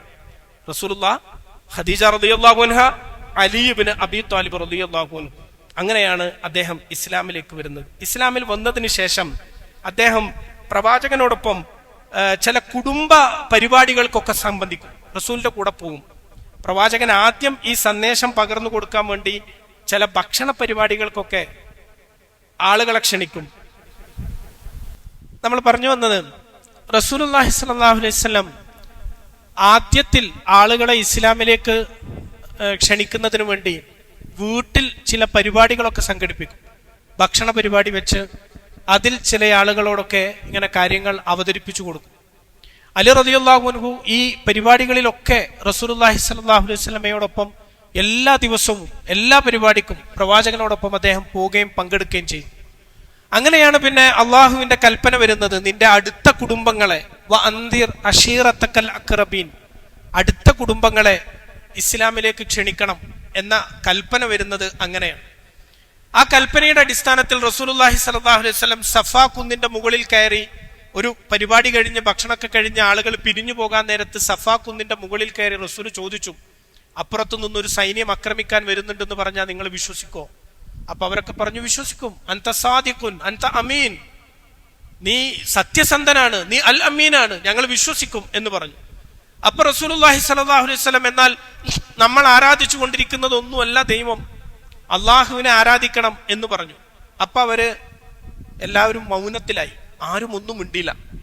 കുറച്ചു നേരം വലിയൊരു മൗനം. ആ സമയത്ത് അലി റളിയല്ലാഹു അൻഹു എഴുന്നേറ്റെന്ന് പറഞ്ഞു, ഞാൻ വിശ്വസിക്കും. ആ കൂട്ടത്തിൽ ഏറ്റവും ചെറിയ ഒരു കുട്ടിയാണ്. ആ കുട്ടിയാണ് എഴുന്നേറ്റെന്ന് പറയുന്നത്, ഞാൻ വിശ്വസിക്കും. അപ്പൊ ആളുകളൊക്കെ എപ്പോഴും റസൂലിന്റെ വീട്ടിലുള്ള പ്രവാചകന്റെ മകൻ, റസൂൽ മകനെ പോലെ കൊണ്ടു നടക്കുന്ന ഒരാൾ, അങ്ങനെ ഒരാൾ പറഞ്ഞതുകൊണ്ട് അതിനെ ഗൗരവമായി എടുത്തില്ല. പക്ഷെ അലി റളിയല്ലാഹു അൻഹു അത് പ്രതികരിച്ചപ്പോ അബൂലഹബ് ആ അപകടം തിരിച്ചറിഞ്ഞുകൊണ്ട് ഉടൻ എഴുന്നേറ്റ് നിന്ന് അവിടെ പ്രവാചകനെ അധിക്ഷേപിക്കുന്നത്. കാരണം ഇനിയും മിണ്ടാതിരുന്നാൽ, ആരെങ്കിലും എഴുന്നേറ്റ് നിന്ന് കൈ ഉയർത്തി ഞാനുമുണ്ട് എന്ന് പറഞ്ഞാൽ അത് അപകടകരമാണ് എന്ന് തിരിച്ചറിഞ്ഞുകൊണ്ടാണ് അബൂലഹബ് ഉടൻ തന്നെ എഴുന്നേറ്റ് എന്ന് പറഞ്ഞത്, തബ്ബല്ലക യാ മുഹമ്മദ് അലിഹാദ ജമാഅത്തന, മുഹമ്മദ് നിനക്ക് നാശം ഉണ്ടാകട്ടെ, നീ നശിക്കട്ടെ, ഇതിനാണോ നീ ഞങ്ങളെ ഒരുമിച്ച് കൂട്ടിയത് എന്ന് ചോദിച്ചു. അബൂലഹബ് അത് പറഞ്ഞതും, അബൂലഹബാര റസൂലുള്ളാഹി സ്വല്ലല്ലാഹു അലൈഹി വസല്ലമയുടെ മറ്റൊരു പ്രതിവ്യനാണ്, അദ്ദേഹത്തിന്റെ പിതാവിന്റെ സഹോദരനാണ്, അദ്ദേഹമാണ് പറയുന്നത്. അത് പറഞ്ഞതോടുകൂടി ആ കുടുംബം എല്ലാവരും അവിടെ നിന്ന് എഴുന്നേറ്റ് പിരിഞ്ഞു പോകാണ്. ആരും പിന്നെ ഒന്നും പ്രതികരിക്കുന്നില്ല. റസൂലുള്ളാഹി സ്വല്ലല്ലാഹു അലൈഹി വസല്ലം വലിയ മാനസിക വിഷമത്തിൽ അവിടെ നിന്ന് അലി പ്രവാചകന്റെ കൈ പിടിച്ചിങ്ങനെ നടന്നു പോകാണെന്ന് പറയുന്നത് ചരിത്രത്തിൽ. അലി റളിയല്ലാഹു അൻഹു അതിനെക്കുറിച്ച് പറയുന്നതും, മക്കയിലെ മുഴുവൻ പർവ്വതങ്ങളും, മക്ക എന്ന് പറഞ്ഞാൽ നിറയെ കുന്നുകളാണ്, മക്കയിലെ പർവ്വതങ്ങളും മക്കയിലെ മരങ്ങളും മക്കയിലെ ചെടികളുമൊക്കെ അള്ളാഹുവിനെ വാഴ്ത്തിക്കൊണ്ടിരിക്കുകയാണ്, അള്ളാഹുവിന്റെ ഗുണഗണങ്ങളെ വാഴ്ത്തിക്കൊണ്ടിരിക്കുകയാണ്. എന്നാൽ അള്ളാഹുവിനെ മനസ്സിലാക്കാൻ പറ്റാത്ത, അവന്റെ പ്രവാചകനെ ഉൾക്കൊള്ളാൻ പറ്റാത്ത ഒരു സമൂഹം ഇവിടെ ഉണ്ടായല്ലോ എന്ന് അലി റളിയല്ലാഹു അൻഹു അതിൽ വിഷമിക്കുന്നുണ്ട്. അദ്ദേഹം അത്ര ചെറുതാണെങ്കിലും അദ്ദേഹത്തിന്റെ ഒരു പക്വതയാണ് അതിൽ നിന്ന് കാണിക്കുന്നത്. പിന്നീട് റസൂലുള്ളാഹി സ്വല്ലല്ലാഹു അലൈഹി വസല്ലം അദ്ദേഹത്തിന് പ്രത്യേകമായ ഒരു ദൗത്യം കൊടുക്കുക, ഒരു ചുമതല. ആ ചുമതല കഅബയുടെ അടുത്ത് വരുന്ന ആളുകളെയൊക്കെ ഒന്ന് നിരീക്ഷിക്കണം. അതിലാരെങ്കിലും ഇസ്ലാമിനെ കുറിച്ച് കേട്ടറിഞ്ഞ് പഠിക്കണം, റസൂലിനെ കാണണം എന്ന ആഗ്രഹത്തോട് വരുന്നവരുണ്ടെങ്കിൽ, ചിലരുടെ മുഖമൊക്കെ കണ്ടാൽ അറിയാലോ, ആ ആളുകളെ പ്രവാചകന്റെ അടുക്കലേക്ക് കൊണ്ടുവരിക എന്ന ചുമതല റസൂലുള്ളാഹി സ്വല്ലല്ലാഹു അലൈഹി വസല്ലം അലി ഇബ്നു അബീ ത്വാലിബ് റളിയല്ലാഹു അൻഹുവിനെ ഏൽപ്പിക്കാൻ. അപ്പൊ അദ്ദേഹം തന്നെ പറയുന്നുണ്ട്, അതോടെ ആളുകളെ നിരീക്ഷിക്കൽ എൻ്റെ ഒരു ജോലിയായി മാറി. കാബയുടെ അടുക്ക് ഇങ്ങനെ പോയിരുന്നിട്ട് അവിടെ വരുന്ന കച്ചവടക്കാരെ, തവാഫ് ചെയ്യാൻ വരുന്ന അപരിചിതരായ ആളുകളുടെ ഓരോ രൂപമാറ്റങ്ങളെയും അദ്ദേഹം ഇങ്ങനെ ശ്രദ്ധിച്ചുകൊണ്ടിരിക്കും. അതിലാരെങ്കിലും സത്യാന്വേഷികളായി ആരെങ്കിലും ഉണ്ടോന്ന്. അങ്ങനെ ഇരിക്കുമ്പോഴാണ് ഒരു ദിവസം അദ്ദേഹത്തിന് അബൂദർ അൽ ഗിഫാരി റളിയല്ലാഹു അൻഹുവിനെ കണ്ടുമുട്ടുന്നത്. അബൂദർ അൽ ഗിഫാരി റളിയല്ലാഹു അൻഹു റസൂലുള്ളാഹി സ്വല്ലല്ലാഹു അലൈഹി വസല്ലമയെ കുറിച്ച് കേട്ട് മക്കയിലേക്ക് പഠിക്കാൻ വേണ്ടി വന്നതായിരുന്നു. അപ്പൊ മക്കയിലെ ഖുറൈശികൾ അന്ന് ഇങ്ങനെ വരുന്ന ആളുകളെ മുഴുവൻ ആട്ടി ഓടിച്ചുകൊണ്ടിരിക്കുക. മുഹമ്മദിനെ കാണാൻ സംസാരിക്കാനും വരുന്നവരാണെന്ന് അറിഞ്ഞാൽ പ്രവാചകന്റെ അടുക്കലേക്ക് എത്താതെ അവരെ അകറ്റിക്കൊണ്ടിരിക്കുന്ന ഒരു സമയമാണ്. അപ്പൊ അലി റളിയല്ലാഹു അൻഹു ഒരു മനുഷ്യന്റെ മുഖത്ത് നിന്ന് വായിക്കാണ്, ഈ മനുഷ്യൻ അദ്ദേഹം സത്യം അന്വേഷിച്ച് വന്ന ആളാണ്. അദ്ദേഹം ഈ അബൂദർ റളിയല്ലാഹു അൻഹുവിന്റെ അടുക്ക പോയി ചോദിക്കാം, നിങ്ങള് എന്തിനാണ്, ആരെങ്കിലും കാണണമെന്നുണ്ടോ? അപ്പൊ അങ്ങനെ മുഹമ്മദിനെ പറ്റി കേട്ടിട്ടുണ്ട്, എനിക്ക് കാണാൻ ആഗ്രഹമുണ്ട്. അലി റളിയല്ലാഹു അൻഹു അദ്ദേഹത്തെ വിളിച്ചുകൂട്ടി റസൂലിന്റെ അടുക്കൽ കൊണ്ടുക. റസൂലുള്ളാഹി സ്വല്ലല്ലാഹു അലൈഹി വസല്ലം ഇസ്ലാമിന്റെ സന്ദേശം പറഞ്ഞു കൊടുത്തു. അബൂദർ ഗിഫാരി റളിയല്ലാഹു അൻഹു ഇസ്ലാമിലേക്ക് കടന്നു വന്നു. ഇസ്ലാമിലേക്ക് കടന്നു വന്ന 5-ാമത്തെയോ 6-ാമത്തെയോ ആളാണ് അബൂദർ ഗിഫാരി റളിയല്ലാഹു അൻഹു എന്ന് ചരിത്ര പുസ്തകങ്ങളിൽ കാണാൻ സാധിക്കും. അദ്ദേഹം ഇസ്ലാമിലേക്ക് വന്നു. പിന്നീട് പ്രവാചകനോട് അദ്ദേഹം ചോദിക്കുന്നുണ്ട്, അള്ളാഹുവിന്റെ റസൂലെ, ഞാൻ എന്താണ് ഈ ദീനിനു വേണ്ടി ചെയ്യേണ്ടത്? ഗിഫാർ ഗോത്രം എന്ന് പറഞ്ഞാൽ മക്കയുടെ പുറത്തുള്ള ഒരു ഗോത്രാണ്. അവരുടെ തൊഴിൽ തന്നെ മോഷണാണ്, മോഷ്ടിക്കുക എന്നുള്ളതാണ് അവരുടെ തൊഴിൽ. ആ വഴിക്ക് പോകുന്ന കച്ചവട ചരക്കുകളെയും ഒട്ടകക്കൂട്ടങ്ങളെയും കൊള്ളയടിക്കുക, കള്ളന്മാരാണ്. ആ ഗോത്രത്തിൽ നിന്നുള്ള ഒരാളാണ് വന്ന് ഇസ്ലാം സ്വീകരിച്ചത്. അള്ളാഹുവിന്റെ റസൂലെ, ഇനി ഞാൻ എന്താണ് ചെയ്യേണ്ടത് എന്ന് ചോദിച്ചപ്പോൾ റസൂലുള്ളാഹി സ്വല്ലല്ലാഹു അലൈഹി വസല്ലം പറഞ്ഞു, അബൂദർ, നിങ്ങൾ നിങ്ങളുടെ ഗോത്രത്തിലേക്ക് പോയി അവരെ ഇസ്ലാമിനെ കുറിച്ച് പറഞ്ഞു കൊടുക്കണം എന്ന് പറഞ്ഞു. അബൂദർ ഗിഫാരി വളരെ സന്തോഷത്തോടു കൂടി ആ ദൗത്യം ഏറ്റെടുത്തു. അദ്ദേഹം മക്കയിൽ നിന്ന് പോകാൻ നേരത്തെ റസൂലിനോട് പറഞ്ഞു, റസൂലെ, എന്റെ വിശ്വാസത്തെ ഞാൻ പ്രഖ്യാപിച്ചിട്ടേ പോകുള്ളൂ. മക്കയിലെ ആളുകൾ ഞാനൊരു മുസ്ലിമാണ് എന്ന് അറിയട്ടെ എന്ന് പറഞ്ഞു. എന്നിട്ട് അദ്ദേഹം കഅബയുടെ അടുക്കൽ വന്ന് ഉറക്കെ പറഞ്ഞു, അശ്ഹദു അല്ലാ ഇലാഹ ഇല്ലല്ലാഹ് വഅശ്ഹദു അന്ന മുഹമ്മദർ റസൂലുള്ളാഹ്, അള്ളാഹുവാണ് ആരാധിക്കപ്പെടേണ്ടത് എന്ന് ഞാൻ സാക്ഷ്യം വഹിക്കുന്നു, മുഹമ്മദ് അള്ളാഹുവിന്റെ പ്രവാചകനാണ്. ഇത് അദ്ദേഹം പറഞ്ഞതും അവിടെ ഉണ്ടായിരുന്ന ആളുകളൊക്കെ കൂടെ അദ്ദേഹത്തെ പൊതിരെ തല്ലി അടിച്ച് അദ്ദേഹം വീണു, ബോധം പോകാനായി. അബ്ബാസ് റളിയല്ലാഹു അൻഹു വന്നിട്ടാണ് അദ്ദേഹത്തെ ആ ആൾക്കൂട്ടത്തിൽ നിന്ന് രക്ഷപ്പെടുത്തുന്നത്. അബ്ബാസ് റളിയല്ലാഹു അൻഹു പറഞ്ഞു, ഇദ്ദേഹം ഗിഫാർ ഗോത്രക്കാരനാണ്. മക്കക്കാരെ, നിങ്ങൾക്ക് ഇത്രയും വിവരമില്ലേ? നിങ്ങൾ നാളെ കച്ചവടം സാധനങ്ങളും കൊണ്ട് സിറിയയിലേക്ക് പോകുമ്പോ ഗിഫാർ ഗോത്രം താമസിക്കുന്ന ഗ്രാമത്തിലൂടെയാണ് നിങ്ങൾക്ക് പോകേണ്ടത്. ആ ഗോത്രം നിങ്ങളെ കൊള്ളയടിച്ചു കളയും. ആ ഗോത്രത്തിൽപ്പെട്ട ഒരാളോട് നിങ്ങൾ മോശമായി പെരുമാറിയത് എന്ന് പറഞ്ഞപ്പോഴേ അവരെ അടി നിർത്തിയത്. എന്നിട്ട് അദ്ദേഹം ആ ചോരയൊലിക്കുന്ന ശരീരവുമായി അവിടുന്ന് എഴുന്നേറ്റ് തന്റെ ഗോത്രത്തിലേക്ക് പോയി. പിന്നെ അദ്ദേഹം പ്രവാചകന്റെ അടുക്കലേക്ക് വരുമ്പോൾ 100 കണക്കിന് ആളുകൾ ഗിഫാർ ഗോത്രത്തിൽ നിന്നുള്ളവർ ഇസ്ലാം സ്വീകരിക്കാൻ സജ്ജരായി കൊണ്ടുവന്നു എന്നാണ് പറഞ്ഞു വന്നതിന്റെ ചുരുക്കം. അലി റളിയല്ലാഹു അൻഹു അദ്ദേഹമാണ് അതിന്റെ നിമിത്തം, കാരണക്കാരൻ. അദ്ദേഹത്തിന് പ്രവാചകനെ ഏൽപ്പിച്ചൊരു ദൗത്യം ഏറെ ഭംഗിയായി അദ്ദേഹം നിർവഹിച്ചതിന്റെ ഒരു അനന്തര ഫലമായിരുന്നു അബൂദർ ഗിഫാരി റളിയല്ലാഹു അൻഹു ഇസ്ലാമിലേക്ക് കടന്നു വന്നത് എന്ന് നമുക്ക് കണ്ടെത്താൻ സാധിക്കും. അലി റളിയല്ലാഹു അൻഹു അങ്ങനെ വളരെ പ്രതിസന്ധി ഘട്ടങ്ങളിലൊക്കെ ഇസ്ലാമിനെയും പ്രവാചകനെയും സഹായിച്ച ഒരാളാണ്. അതിൽ നമ്മുടെ മനസ്സിൽ എല്ലായ്പ്പോഴും വരുന്ന ഒന്നാണ് റസൂലുള്ളാഹി സ്വല്ലല്ലാഹു അലൈഹി വസല്ലമയുടെ ഹിജ്റ യാത്രയുടെ അവസരത്തിൽ പ്രവാചകന്റെ വിരിപ്പിൽ കിടക്കാൻ അദ്ദേഹം ധൈര്യം കാണിച്ചു എന്നത്. പ്രവാചകന് എല്ലാവരോടും ഹിജ്റ പോകാൻ അനുമതി കൊടുത്തു. മുസ്ലിങ്ങളായ ആളുകളൊക്കെ രാത്രിയിൽ ആരും അറിയാതെ അങ്ങനെ പലായനം ചെയ്തുകൊണ്ടിരിക്കുകയാണ് മദീനയിലേക്ക്. റസൂലുള്ളാഹി സ്വല്ലല്ലാഹു അലൈഹി വസല്ലമക്ക് പലായനം ചെയ്യാനുള്ള കൽപ്പന വന്നിട്ടില്ല. പെട്ടെന്നാണ് ആ കൽപ്പന വരുന്നത്. കൽപ്പന വന്നപ്പോ പ്രവാചകൻ യാത്രയെപ്പറ്റി ആദ്യമേ ബോധവാനാണ്. യാത്രക്ക് വേണ്ട സജ്ജീകരണങ്ങൾ, വാഹനങ്ങൾ അബൂബക്കർ റളിയല്ലാഹു അൻഹുവിനോട് നേരത്തെ തന്നെ സംസാരിച്ച് ഒരുക്കങ്ങൾ ഒക്കെ നടത്തിയിട്ടുണ്ട്. അബ്ദുല്ലാഹിബ്നു ഉറൈക്ക എന്ന് പറയുന്ന ആട്ടിടയനായ ഒരു മുസ്ലിം അല്ലാത്ത മനുഷ്യനോട് യാത്രയുടെ വഴിയെക്കുറിച്ചും യാത്രയെക്കുറിച്ചൊക്കെ അദ്ദേഹം കാര്യങ്ങൾ അന്വേഷിച്ച് പ്ലാനൊക്കെ തയ്യാറാക്കി വെച്ചിട്ടുണ്ട്. പക്ഷെ പ്രവാചകൻ തിരുമേനി സല്ലല്ലാഹു അലൈഹി വസല്ലമയുടെ കയ്യിൽ കുറെ ആളുകളുടെ അമാനത്ത് സ്വത്തുക്കൾ ഉണ്ടായിരുന്നു. അന്ന് അങ്ങനെയാണ്. വിശ്വസ്തരായ ആളുകളുടെ കയ്യിൽ അവരുടെ സ്വത്തുക്കൾ കൊടുത്തേൽപ്പിക്കും. പിന്നീട് ആവശ്യം വരുമ്പോൾ ആ തിരിച്ചേൽപ്പിക്കാം. പ്രവാചകന് ഇത് ആർക്കും അങ്ങോട്ട് കൊടുക്കാൻ വയ്യ. കാരണം റസൂൽ ഇത് കൊടുക്കാൻ തുടങ്ങിയാൽ എന്താകും? മുഹമ്മദ് യാത്രക്ക് ഒരുങ്ങുന്നു എന്ന വാർത്ത എല്ലായിടത്തും പ്രചരിക്കും. റസൂലുള്ളാഹി സ്വല്ലല്ലാഹു അലൈഹി വസല്ലം അതീവ രഹസ്യമായിട്ടാണ് ഹിജറക്കുള്ള യാത്രകൾ ചെയ്തുകൊണ്ടിരിക്കുന്നത്.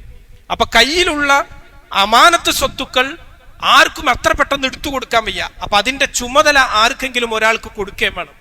റസൂലുള്ളാഹി സ്വല്ലല്ലാഹു അലൈഹി വസല്ലം ഹിജറയുടെ കൽപ്പന വന്നപ്പോ അലി റളിയല്ലാഹു അൻഹുവിനെ വിളിച്ചും ഈ അമാനത്ത് സ്വത്തുക്കളൊക്കെ അദ്ദേഹത്തെ ഏൽപ്പിക്കുകയാണ്. ഇത് ഇന്ന ആളതാണ് അവർക്കൊക്കെ അത് എത്തിക്കണം. ആ ചുമതല മുഴുവൻ അദ്ദേഹത്തിന് വീതിച്ചു കൊടുത്തുകൊണ്ടാണ് പ്രവാചകൻ അവിടെ നിന്ന് യാത്ര പോകുന്നത്. പ്രവാചകന്റെ പലായനത്തിന്റെ കുറച്ചു മുമ്പ് അതുവരെ റസൂലുള്ളാഹി സ്വല്ലല്ലാഹു അലൈഹി വസല്ലമക്ക് തണലായിരുന്ന ഖദീജ റളിയല്ലാഹു അൻഹയും അബൂ ത്വാലിബും മരണപ്പെട്ടിട്ടുണ്ട്.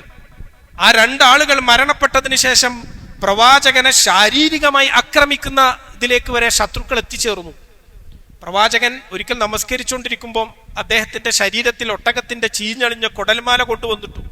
നബിയെ അടിച്ചു അബൂജഹൽ. ഒരിക്കല് നബിയുടെ തലക്ക് വില്ലുകൊണ്ടടിച്ചു. തല പൊട്ടി, ചോര വന്നു. 8 തവണ പ്രവാചകനെ ശാരീരികമായി അവർ കയ്യേറ്റം ചെയ്തു എന്ന് ചരിത്രത്തിൽ കാണാൻ സാധിക്കും. അതൊക്കെ അബൂ ത്വാലിബ് റളിയല്ലാഹു അൻഹു മരിച്ചതിന് ശേഷമാണ് അവർക്കൊരു ധൈര്യം വന്നത്, അങ്ങനെ റസൂലിനെ ശാരീരികമായി നേരിടാൻ വേണ്ടി. മുസ്ലിങ്ങളിൽ പലരെയും അവർ കൊല ചെയ്തുകൊണ്ടിരിക്കുകയാണ് ആ സമയത്താണ് പലായനത്തിന്റെ കർമ്മം നടന്നുകൊണ്ടിരിക്കുന്നത്. എല്ലാവരും ഹിജറ പോയിക്കൊണ്ടിരിക്കുന്നത്. റസൂലിനെയും അവർ ശാരീരികമായി വകവരുത്താൻ വേണ്ടി തീരുമാനിച്ചിട്ടുണ്ട്. അബൂജഹലിന്റെ നേതൃത്വത്തിൽ അവരൊരു യോഗം ചേരുകയും പ്രവാചകനെ ഇല്ലായ്മ ചെയ്യുന്നതിന് അവർ തീരുമാനിക്കുകയും ചെയ്തു. ആര് എങ്ങനെ കൊല ചെയ്യണം? സുദീർഘമായ ചർച്ചയായിരുന്നു. അവസാനം അവർ തീരുമാനിച്ചു, നമുക്ക് ഗോത്രങ്ങൾ ചേർന്ന് മുഹമ്മദിനെ കൊന്നുകളയാം. ഏതെങ്കിലും ഒരു മനുഷ്യൻ മുഹമ്മദിനെ ആക്രമിച്ചാൽ ആ ഗോത്രത്തിനെതിരെ ബനൂ ഹാഷിം ഗോത്രം തിരിച്ച് പ്രത്യാക്രമണം നടത്തും. അത് നമുക്ക് പിടിച്ചു നിൽക്കാൻ കഴിയില്ല. അപ്പോൾ കുറച്ച് ഗോത്രങ്ങൾ കൂടി, 100ഓളം ഗോത്രങ്ങൾ എന്നൊക്കെ ചരിത്രത്തിൽ കാണാം. ആ ഗോത്രങ്ങളിൽ നിന്ന് ഓരോരുത്തരെ നമ്മൾ എടുത്ത് ആ 100 ആളുകൾ കൂടി മുഹമ്മദിനെ ആക്രമിച്ചാൽ, കൊല ചെയ്താൽ 100 ഗോത്രങ്ങളോട് തിരിച്ച് പ്രതികാരം ചെയ്യാൻ ബനൂ ഹാഷിം ഗോത്രത്തിന് സാധിക്കൂല. അങ്ങനെ അവർ തീരുമാനിച്ച് അവർ പിരിയാണ്. ആ ദിവസം പകലിൽ, അന്ന് രാത്രിയിലാണ് റസൂലുള്ളാഹി സ്വല്ലല്ലാഹു അലൈഹി വസല്ലമക്ക് യാത്ര പോകാനുള്ള അനുമതി ലഭിക്കുന്നത്. പ്രവാചകൻ തിരുമേനി സ്വല്ലല്ലാഹു അലൈഹി വസല്ലം അമാനത്ത് വസ്തുക്കളുടെ ചുമതല മുഴുവൻ ഏൽപ്പിച്ചതിന് ശേഷം അലി റളിയല്ലാഹു അൻഹുവിനെ ആ വിരിപ്പിൽ കിടത്തി. ശത്രുക്കൾ വീട് വളഞ്ഞിരിക്കുന്ന സമയത്ത് അവർക്കിടയിലൂടെ ഇറങ്ങിപ്പോവുകയാണ്. ആ ചരിത്രം നമുക്കറിയാം. അലി റളിയല്ലാഹു അൻഹു അദ്ദേഹം അവിടെ ഒരു ധൈര്യം കാണിക്കാൻ, പ്രവാചകനെ കൊല്ലാൻ തയ്യാറായിട്ടുള്ള, ശാരീരികമായി പരിക്കേൽപ്പിച്ചുകൊണ്ടിരിക്കുന്ന ഒരു സമൂഹത്തിന്റെ മുന്നിലാണ് അന്ന് വിരിപ്പിൽ മുഖം മറച്ചുകൊണ്ട് അവർ കയറി വരുന്നത് വരെ ചിലപ്പോൾ അറിയില്ല, ഉറങ്ങിപ്പോകും. അദ്ദേഹം ആ ഒരു ധൈര്യം കാണിക്കുന്നത്. ചരിത്രത്തിൽ അദ്ദേഹം തന്നെ പറയുന്നുണ്ടത്, ഞാൻ എൻ്റെ ജീവിതത്തിൽ അത്രയും സുഖമായി വേറൊരു രാത്രിയും ഉറങ്ങിയിട്ടില്ല. അത്രയും നിർഭയനായി ഞാൻ വേറൊരു രാത്രിയിലും ഉറങ്ങിയിട്ടില്ല. കാരണം എനിക്ക് ഉറപ്പാ, ഒരു അപകടം പറ്റിയാൽ ഞാൻ സ്വർഗത്തിലാണ്. അള്ളാഹുവിന്റെ റസൂലിന് വേണ്ടിയാണ് ഞാൻ മരിക്കുന്നത്, അള്ളാഹുവിന്റെ മാർഗത്തിലാണ് മരിക്കുന്നത്. അബ്ദുല്ലാഹിബിൻ അബ്ബാസ് റളിയല്ലാഹു അൻഹു ആ സംഭവത്തെ കുറിച്ച് പറയുന്ന ഒരു ഹദീസ് ഉണ്ട്. ആ ഹദീസിൽ പറയുന്നത്, അലി റളിയല്ലാഹു അൻഹു അന്ന് ഏറ്റെടുത്ത ആ ദൗത്യം നിമിത്തം അദ്ദേഹത്തിന്റെ ശരീരത്തിന്റെ എല്ലാ ഭാഗങ്ങളും നരകത്തിന്റെ തീയിൽ നിന്ന് രക്ഷപ്പെട്ടിരിക്കുന്നു എന്ന്. അദ്ദേഹം ആ പുതപ്പിൽ മൂടിപ്പൊതച്ച് കിടന്നല്ലോ, ശത്രുക്കളുടെ കണ്ണുവെട്ടിച്ചുകൊണ്ട് റസൂലിനെ രക്ഷപ്പെടുത്തുന്നതിന് വേണ്ടി. ആ കാണിച്ച ധൈര്യത്തിന് നരകത്തിന്റെ തീയിൽ നിന്ന് അദ്ദേഹത്തിന്റെ ശരീരം മുഴുവൻ മോചിതമാണ് എന്ന് ഇബ്നു അബ്ബാസ് റളിയല്ലാഹു അൻഹു ഉദ്ധരിക്കുന്ന ഒരു ഹദീസിൽ നമുക്ക് കാണാൻ സാധിക്കും. അപ്പൊ അത്രയും ധൈര്യം കാണിച്ചുകൊണ്ട് പ്രവാചകന്റെ വിരിപ്പിൽ അദ്ദേഹം കിടക്കുകയുണ്ടായി. റസൂലുള്ളാഹി സ്വല്ലല്ലാഹു അലൈഹി വസല്ലമയും അബൂബക്കർ റളിയല്ലാഹു അൻഹുവും രക്ഷപ്പെട്ടു. രാവിലെ ആയപ്പോഴാണ് അവരറിഞ്ഞത്, ഞങ്ങൾ കബളിപ്പിക്കപ്പെട്ടിരിക്കുന്നു. അലി റളിയല്ലാഹു അൻഹുവാണ് വിരിപ്പിലുള്ളത്. അവര് വളരെ കോപത്തോടുകൂടി പ്രവാചകൻ അന്വേഷിച്ച് 4 പാടും ചിതറിയോടി. അലി റളിയല്ലാഹു അൻഹുവിനെ അവർ ശാരീരികമായി ഒന്നും ചെയ്തില്ല. അദ്ദേഹം പ്രവാചകൻ ഏൽപ്പിച്ച ദൗത്യമൊക്കെ നിർവഹിച്ച് ആ അമാനത്ത് സ്വത്തുക്കൾ അതിന്റെ ആളുകൾക്കൊക്കെ ഏൽപ്പിച്ച് 3 ദിവസം കഴിഞ്ഞ് അദ്ദേഹം മദീനയിലേക്ക് പോകുന്നൊരു യാത്രയുണ്ട്. ആ യാത്ര അലി റളിയല്ലാഹു അൻഹു എന്ന് പറയുന്നത്, ഞാൻ ഒറ്റക്കായിരുന്നു, എനിക്കൊരു വാഹനം പോലും ഉണ്ടായിരുന്നില്ല. മക്കയിൽ നിന്ന് മദീനയിലേക്കുള്ള അലി റളിയല്ലാഹു അൻഹുവിന്റെ ഹിജ്റ കാൽനടയായിക്കൊണ്ടായിരുന്നു എന്നാണ് ചരിത്രത്തിൽ കാണുന്നത്. മറ്റുള്ളവരൊക്കെ പലരും സംഘമായി 2, 3, 4, 5 ആളുകൾ ഓരോരോ സംഘമായിട്ടാണ് യാത്ര പോയിരുന്നതെങ്കിൽ വലിയ ഒരു ദൗത്യ നിർവഹണത്തിന് ശേഷം അദ്ദേഹം ഒറ്റക്ക് ആ മരുഭൂമിയിലൂടെ നടന്നുകൊണ്ടാണ് മദീനയിലേക്ക് പോകുന്നതെന്ന്. എന്നിട്ട് അദ്ദേഹം പറയുന്നുണ്ട്, അന്നത്തെ കാലാവസ്ഥ വളരെ ചൂടായിരുന്നു, അത്യുഷ്ണമായിരുന്നു, സഹിക്കാൻ പറ്റാത്ത ചൂടായിരുന്നു. അതുകൊണ്ട് ഞാൻ ചെയ്യാറുള്ളത്, ഞാന് പകല് എവിടെങ്കിലൊക്കെ മരത്തിന്റെ തണലിലോ പൊത്തുകളിലോ പാറമടകളിലോ എവിടെങ്കിലൊക്കെ കിടന്നുറങ്ങും. രാത്രിയിൽ വെയിലാറിയതിനു ശേഷമാണ് ഞാൻ എഴുന്നേറ്റ് നടക്കുക. ഞാൻ അങ്ങനെ അങ്ങ് നടക്കും. അങ്ങനെ നടന്നാണ് ഞാൻ റസൂലുള്ളാഹി സ്വല്ലല്ലാഹു അലൈഹി വസല്ലമയുടെ അടുക്കൽ കുബയിൽ എത്തിച്ചേർന്നതെന്ന പ്രവാചകൻ തിരുമേനി സ്വല്ലല്ലാഹു അലൈഹി വസല്ലം അലി റളിയല്ലാഹു അൻഹുവിനെ കണ്ടപ്പോൾ അതുകൊണ്ടാണ് അത്ര സന്തോഷിച്ചത്. പ്രവാചകൻ വന്ന് അദ്ദേഹത്തെ കെട്ടിപ്പിടിച്ചു. അലി റളിയല്ലാഹു അൻഹുവിന് അദ്ദേഹത്തിന്റെ ത്യാഗോജ്ജലമായ ഒരു യാത്ര, അള്ളാഹുവിന്റെ മാർഗത്തിലുള്ള പലായനം, അത് റസൂലുള്ളാഹി സ്വല്ലല്ലാഹു അലൈഹി വസല്ലം തിരിച്ചറിഞ്ഞത് കൊണ്ടാണ് അദ്ദേഹത്തെ ആ രൂപത്തിൽ പ്രവാചകൻ എതിരേറ്റത് എന്ന് നമുക്ക് കാണാൻ സാധിക്കും. അപ്പോ അതാണ് അലി റളിയല്ലാഹു അൻഹുവിന്റെ ചരിത്രം. അദ്ദേഹം മദീനയിൽ എത്തിയതിനു ശേഷവും ഇസ്ലാമിക സമൂഹത്തിന്റെ സേവനങ്ങളിൽ വ്യാപൃതനായിരുന്നു. നേരത്തെ നമ്മൾ പറഞ്ഞു, തബൂക്ക് യുദ്ധത്തിൽ ഒഴികെ, തബൂക്കിൽ അദ്ദേഹം പങ്കെടുത്തിട്ടില്ല, ആ യുദ്ധത്തിലൊഴികെ അള്ളാഹുവിന്റെ റസൂൽ തിരുമേനി സല്ലല്ലാഹു അലൈഹി വസല്ലം പങ്കെടുത്ത എല്ലാ യുദ്ധങ്ങളിലും പ്രവാചകനോടൊപ്പം അദ്ദേഹം ഉണ്ടായിരുന്നു. ഇസ്ലാമിക സൈന്യത്തിന്റെ മുൻനിര പോരാളിയായിരുന്നു അലി ഇബ്നു അബീ ത്വാലിബ് റളിയല്ലാഹു അൻഹു. അദ്ദേഹത്തിന്റെ പോരാട്ട വീര്യം കണ്ട് അദ്ദേഹത്തിന്റെ മാതാവ് നൽകിയ പേര് അസദ് എന്ന പേരിൽ റസൂലുള്ളാഹി സ്വല്ലല്ലാഹു അലൈഹി വസല്ലം ചിലപ്പോഴൊക്കെ അദ്ദേഹത്തെ വിളിച്ചിട്ടുണ്ട്. അസദുല്ല. ഹംസ റളിയല്ലാഹു അൻഹുവിനെയും അങ്ങനെ വിളിച്ചതായി കാണാം. അസദുല്ല എന്ന് ചിലപ്പോഴൊക്കെ റസൂലുള്ളാഹി സ്വല്ലല്ലാഹു അലൈഹി വസല്ലം അദ്ദേഹത്തെ വിളിച്ചിട്ടുണ്ട്. ബദർ യുദ്ധത്തിൽ യുദ്ധം ആരംഭിക്കുന്നതിന് മുമ്പ് ആദ്യം ദ്വന്ദ്വ യുദ്ധത്തിന് വേണ്ടി ശത്രുക്കൾ വെല്ലുവിളിച്ചു. ആരാണ് ദ്വന്ദ്വ യുദ്ധത്തിന് തയ്യാറുള്ളത്? ഉടൻ തന്നെ മുസ്ലിങ്ങളിൽ നിന്ന് അൻസാറുകളിൽപ്പെട്ട 3 സ്വഹാബിമാർ രംഗത്തേക്ക് വന്നു, ചാടിയിറങ്ങി. അബ്ദുല്ലാഹി ഇബ്നു റവാഹ റളിയല്ലാഹു അൻഹു, മുവഹിദ് റളിയല്ലാഹു അൻഹു, മുവഹിദ് റളിയല്ലാഹു അൻഹുവിന്റെ ജ്യേഷ്ഠൻ ഒരു സ്വഹാബി, അവർ 3 പേരും കൂടി ചാടിയിറങ്ങി പോരാടാൻ വേണ്ടി. അപ്പോ അബൂ ജഹൽ ചോദിച്ചു, നിങ്ങളെ കൂട്ടത്തില് മക്കയിൽ നിന്ന് ഹിജറ വന്ന ഞങ്ങളിൽപ്പെട്ട ആരുമില്ലേ ഞങ്ങളോട് പോരടിക്കാൻ എന്ന് ചോദിച്ചു. അപ്പൊ റസൂലുള്ളാഹി സ്വല്ലല്ലാഹു അലൈഹി വസല്ലം ആ 3 ആളുകളോട് മാറി നിൽക്കാൻ പറഞ്ഞു. അൻസാറുകളിൽപ്പെട്ട 3 ആളുകളോട് നീങ്ങി നിൽക്കാൻ പറഞ്ഞു. എന്നിട്ട് പ്രവാചകൻ പിന്നെ ദ്വന്ദ്വ യുദ്ധത്തിന് വേണ്ടി ഇറങ്ങാൻ നിർദ്ദേശിച്ചത് ഹംസ റളിയല്ലാഹു അൻഹു, അലി ഇബ്നു അബീ ത്വാലിബ് റളിയല്ലാഹു അൻഹു, ഉത്ബ റളിയല്ലാഹു അൻഹു, ഈ 3 ആളുകളായിരുന്നു. ഈ 3 ആളുകളാണ് പിന്നെ പോരാട്ടത്തിന് ഇറങ്ങുന്നത്. അലി റളിയല്ലാഹു അൻഹു ആദ്യം തന്നെ തന്റെ ശത്രുവിനെ കീഴ്പ്പെടുത്തി അദ്ദേഹം തന്റെ പോരാട്ട വീര്യം അവിടെ കാണിക്കുകയുണ്ടായി. ബദറിൽ മാത്രമല്ല, ഉഹുദില് മുസ്അബ് ഇബ്നു ഉമൈർ റളിയല്ലാഹു അൻഹു ആയിരുന്നു പതാകവാഹകൻ. യുദ്ധക്കളത്തിന്റെ മുന്നിൽ അദ്ദേഹമായിരുന്നു. മുസ്അബ് ഇബ്നു ഉമൈർ റളിയല്ലാഹു അൻഹു പരിക്ക് പറ്റി അദ്ദേഹത്തിന്റെ കയ്യിൽ നിന്ന് ഇസ്ലാമിന്റെ പതാക ഭൂമിയിലേക്ക് ഇങ്ങനെ പതിക്കുന്ന സമയത്ത് ഓടി വന്ന് ആ പതാക ഏറ്റെടുക്കുന്നത് അലി റളിയല്ലാഹു അൻഹു ആണ്. അദ്ദേഹം ആ പതാക ഇങ്ങനെ കയ്യിൽ പിടിച്ച സമയത്ത് ഒരു മനുഷ്യൻ വന്ന് അലിയെ വെല്ലുവിളിക്കും, എന്നോട് ദ്വന്ദ്വ യുദ്ധത്തിനുണ്ടോന്ന് ചോദിക്കും.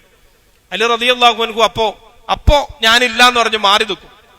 പക്ഷെ ആ മനുഷ്യൻ വീണ്ടും പരിഹസിക്കും, എന്താ നീ ഭീരുവാണോ അലിയെ, എന്നോട് ദ്വന്ദ്വ യുദ്ധത്തിന് നിനക്ക് ധൈര്യമില്ലേ എന്ന് ചോദിക്കും. അപ്പൊ അലി റളിയല്ലാഹു അൻഹു ആ പതാക മറ്റൊരാളെ ഏൽപ്പിച്ച് ഈ മനുഷ്യന്റെ അടുക്കൽ ദ്വന്ദ്വ യുദ്ധത്തിന് പോവുകയും 1-2 അടിയിൽ തന്നെ ആ മനുഷ്യന്റെ കഥ അദ്ദേഹം കഴിക്കുകയും ചെയ്തു എന്നാണ്. ആ മനുഷ്യൻ അടിച്ചു വീഴ്ത്തി നിലത്ത് കിടക്കുന്ന ആ മനുഷ്യന്റെ രഹസ്യഭാഗങ്ങൾ, ശരീരത്തിലെ രഹസ്യഭാഗങ്ങൾ കാണുന്നൊരവസ്ഥ വന്നപ്പോ അലി റളിയല്ലാഹു അൻഹു അയാൾ അവിടെ ഇട്ടച്ച് തിരിച്ചു പോരാണ്, അയാളെ കൊല്ലാതെ വിട്ടേച്ച് കളയാൻ. അങ്ങനെ ഒരുപാട് സന്ദർഭങ്ങൾ അദ്ദേഹത്തിന്റെ ജീവിതത്തിൽ നമുക്ക് കാണാൻ സാധിക്കും. ഖന്തക്ക് യുദ്ധത്തിൽ മുസ്ലിങ്ങൾ കിടങ്ങ് കുഴിച്ച് പ്രതിരോധിച്ചപ്പോ കിടങ്ങിന്റെ ഒരു ഇടുങ്ങിയ ഭാഗത്തുകൂടെ ശത്രുക്കൾ കുറച്ചാളുകൾ കയറി വന്നു മദീനക്കകത്തേക്ക്.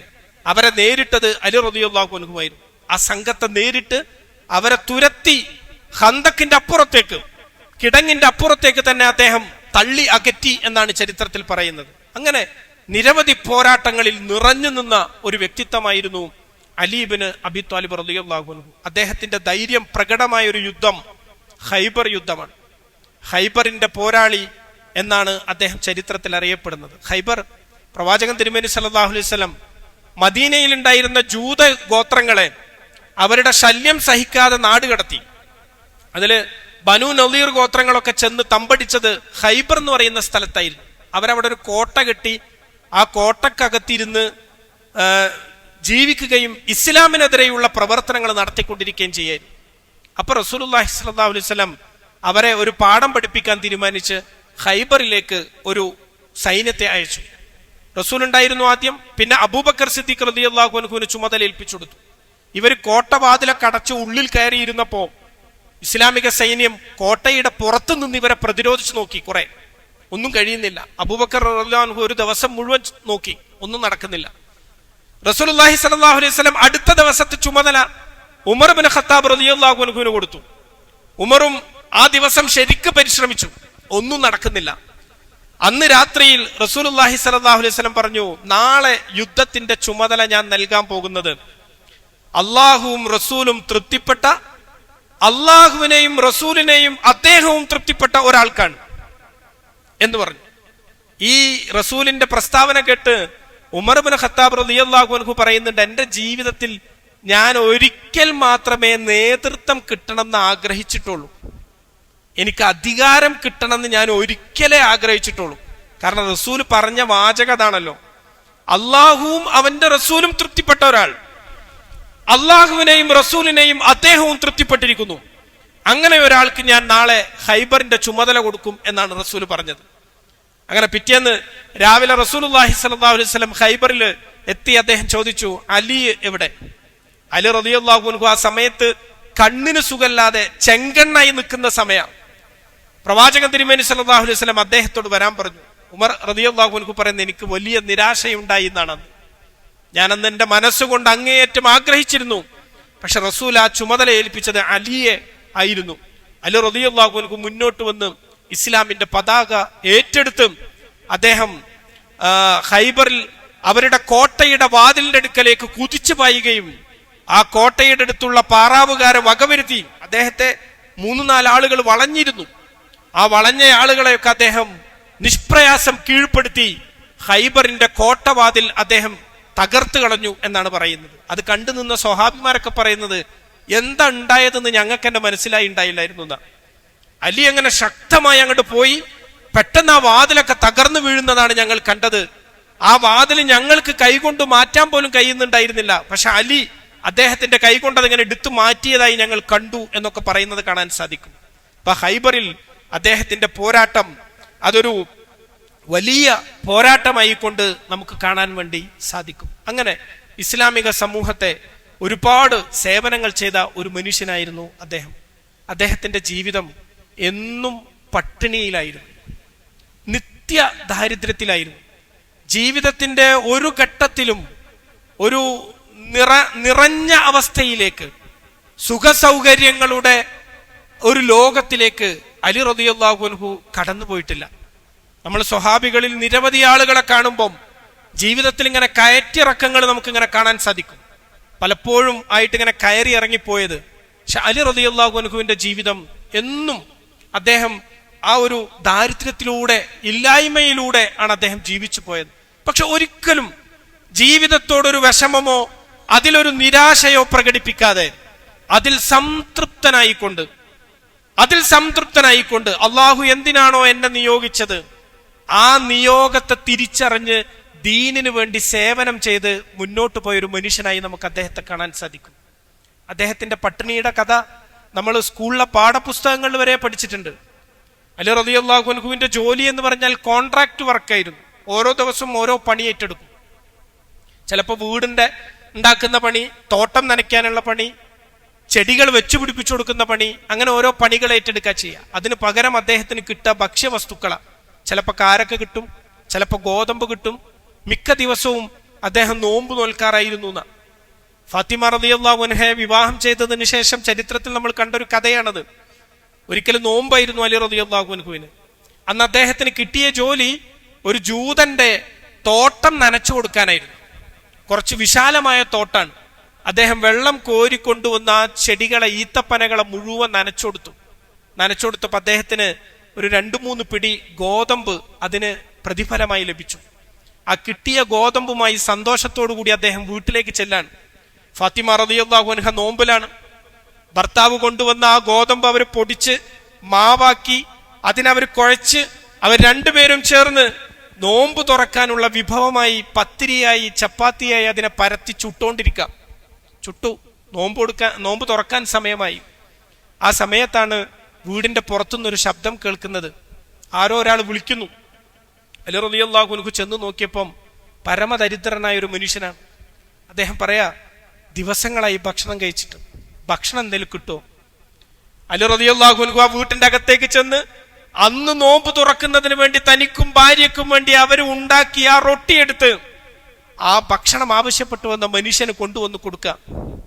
ഇത് നിങ്ങൾ കഴിച്ചോളൂ. എന്നിട്ട് അന്നും അവർ കാരക്കയും വെള്ളവും കൊണ്ട് നോമ്പ് തുറക്കുകയും അടുത്ത ദിവസവും നോമ്പിലേക്ക് പ്രവേശിക്കുകയും ചെയ്തു എന്ന് നമുക്ക് കാണാൻ സാധിക്കും.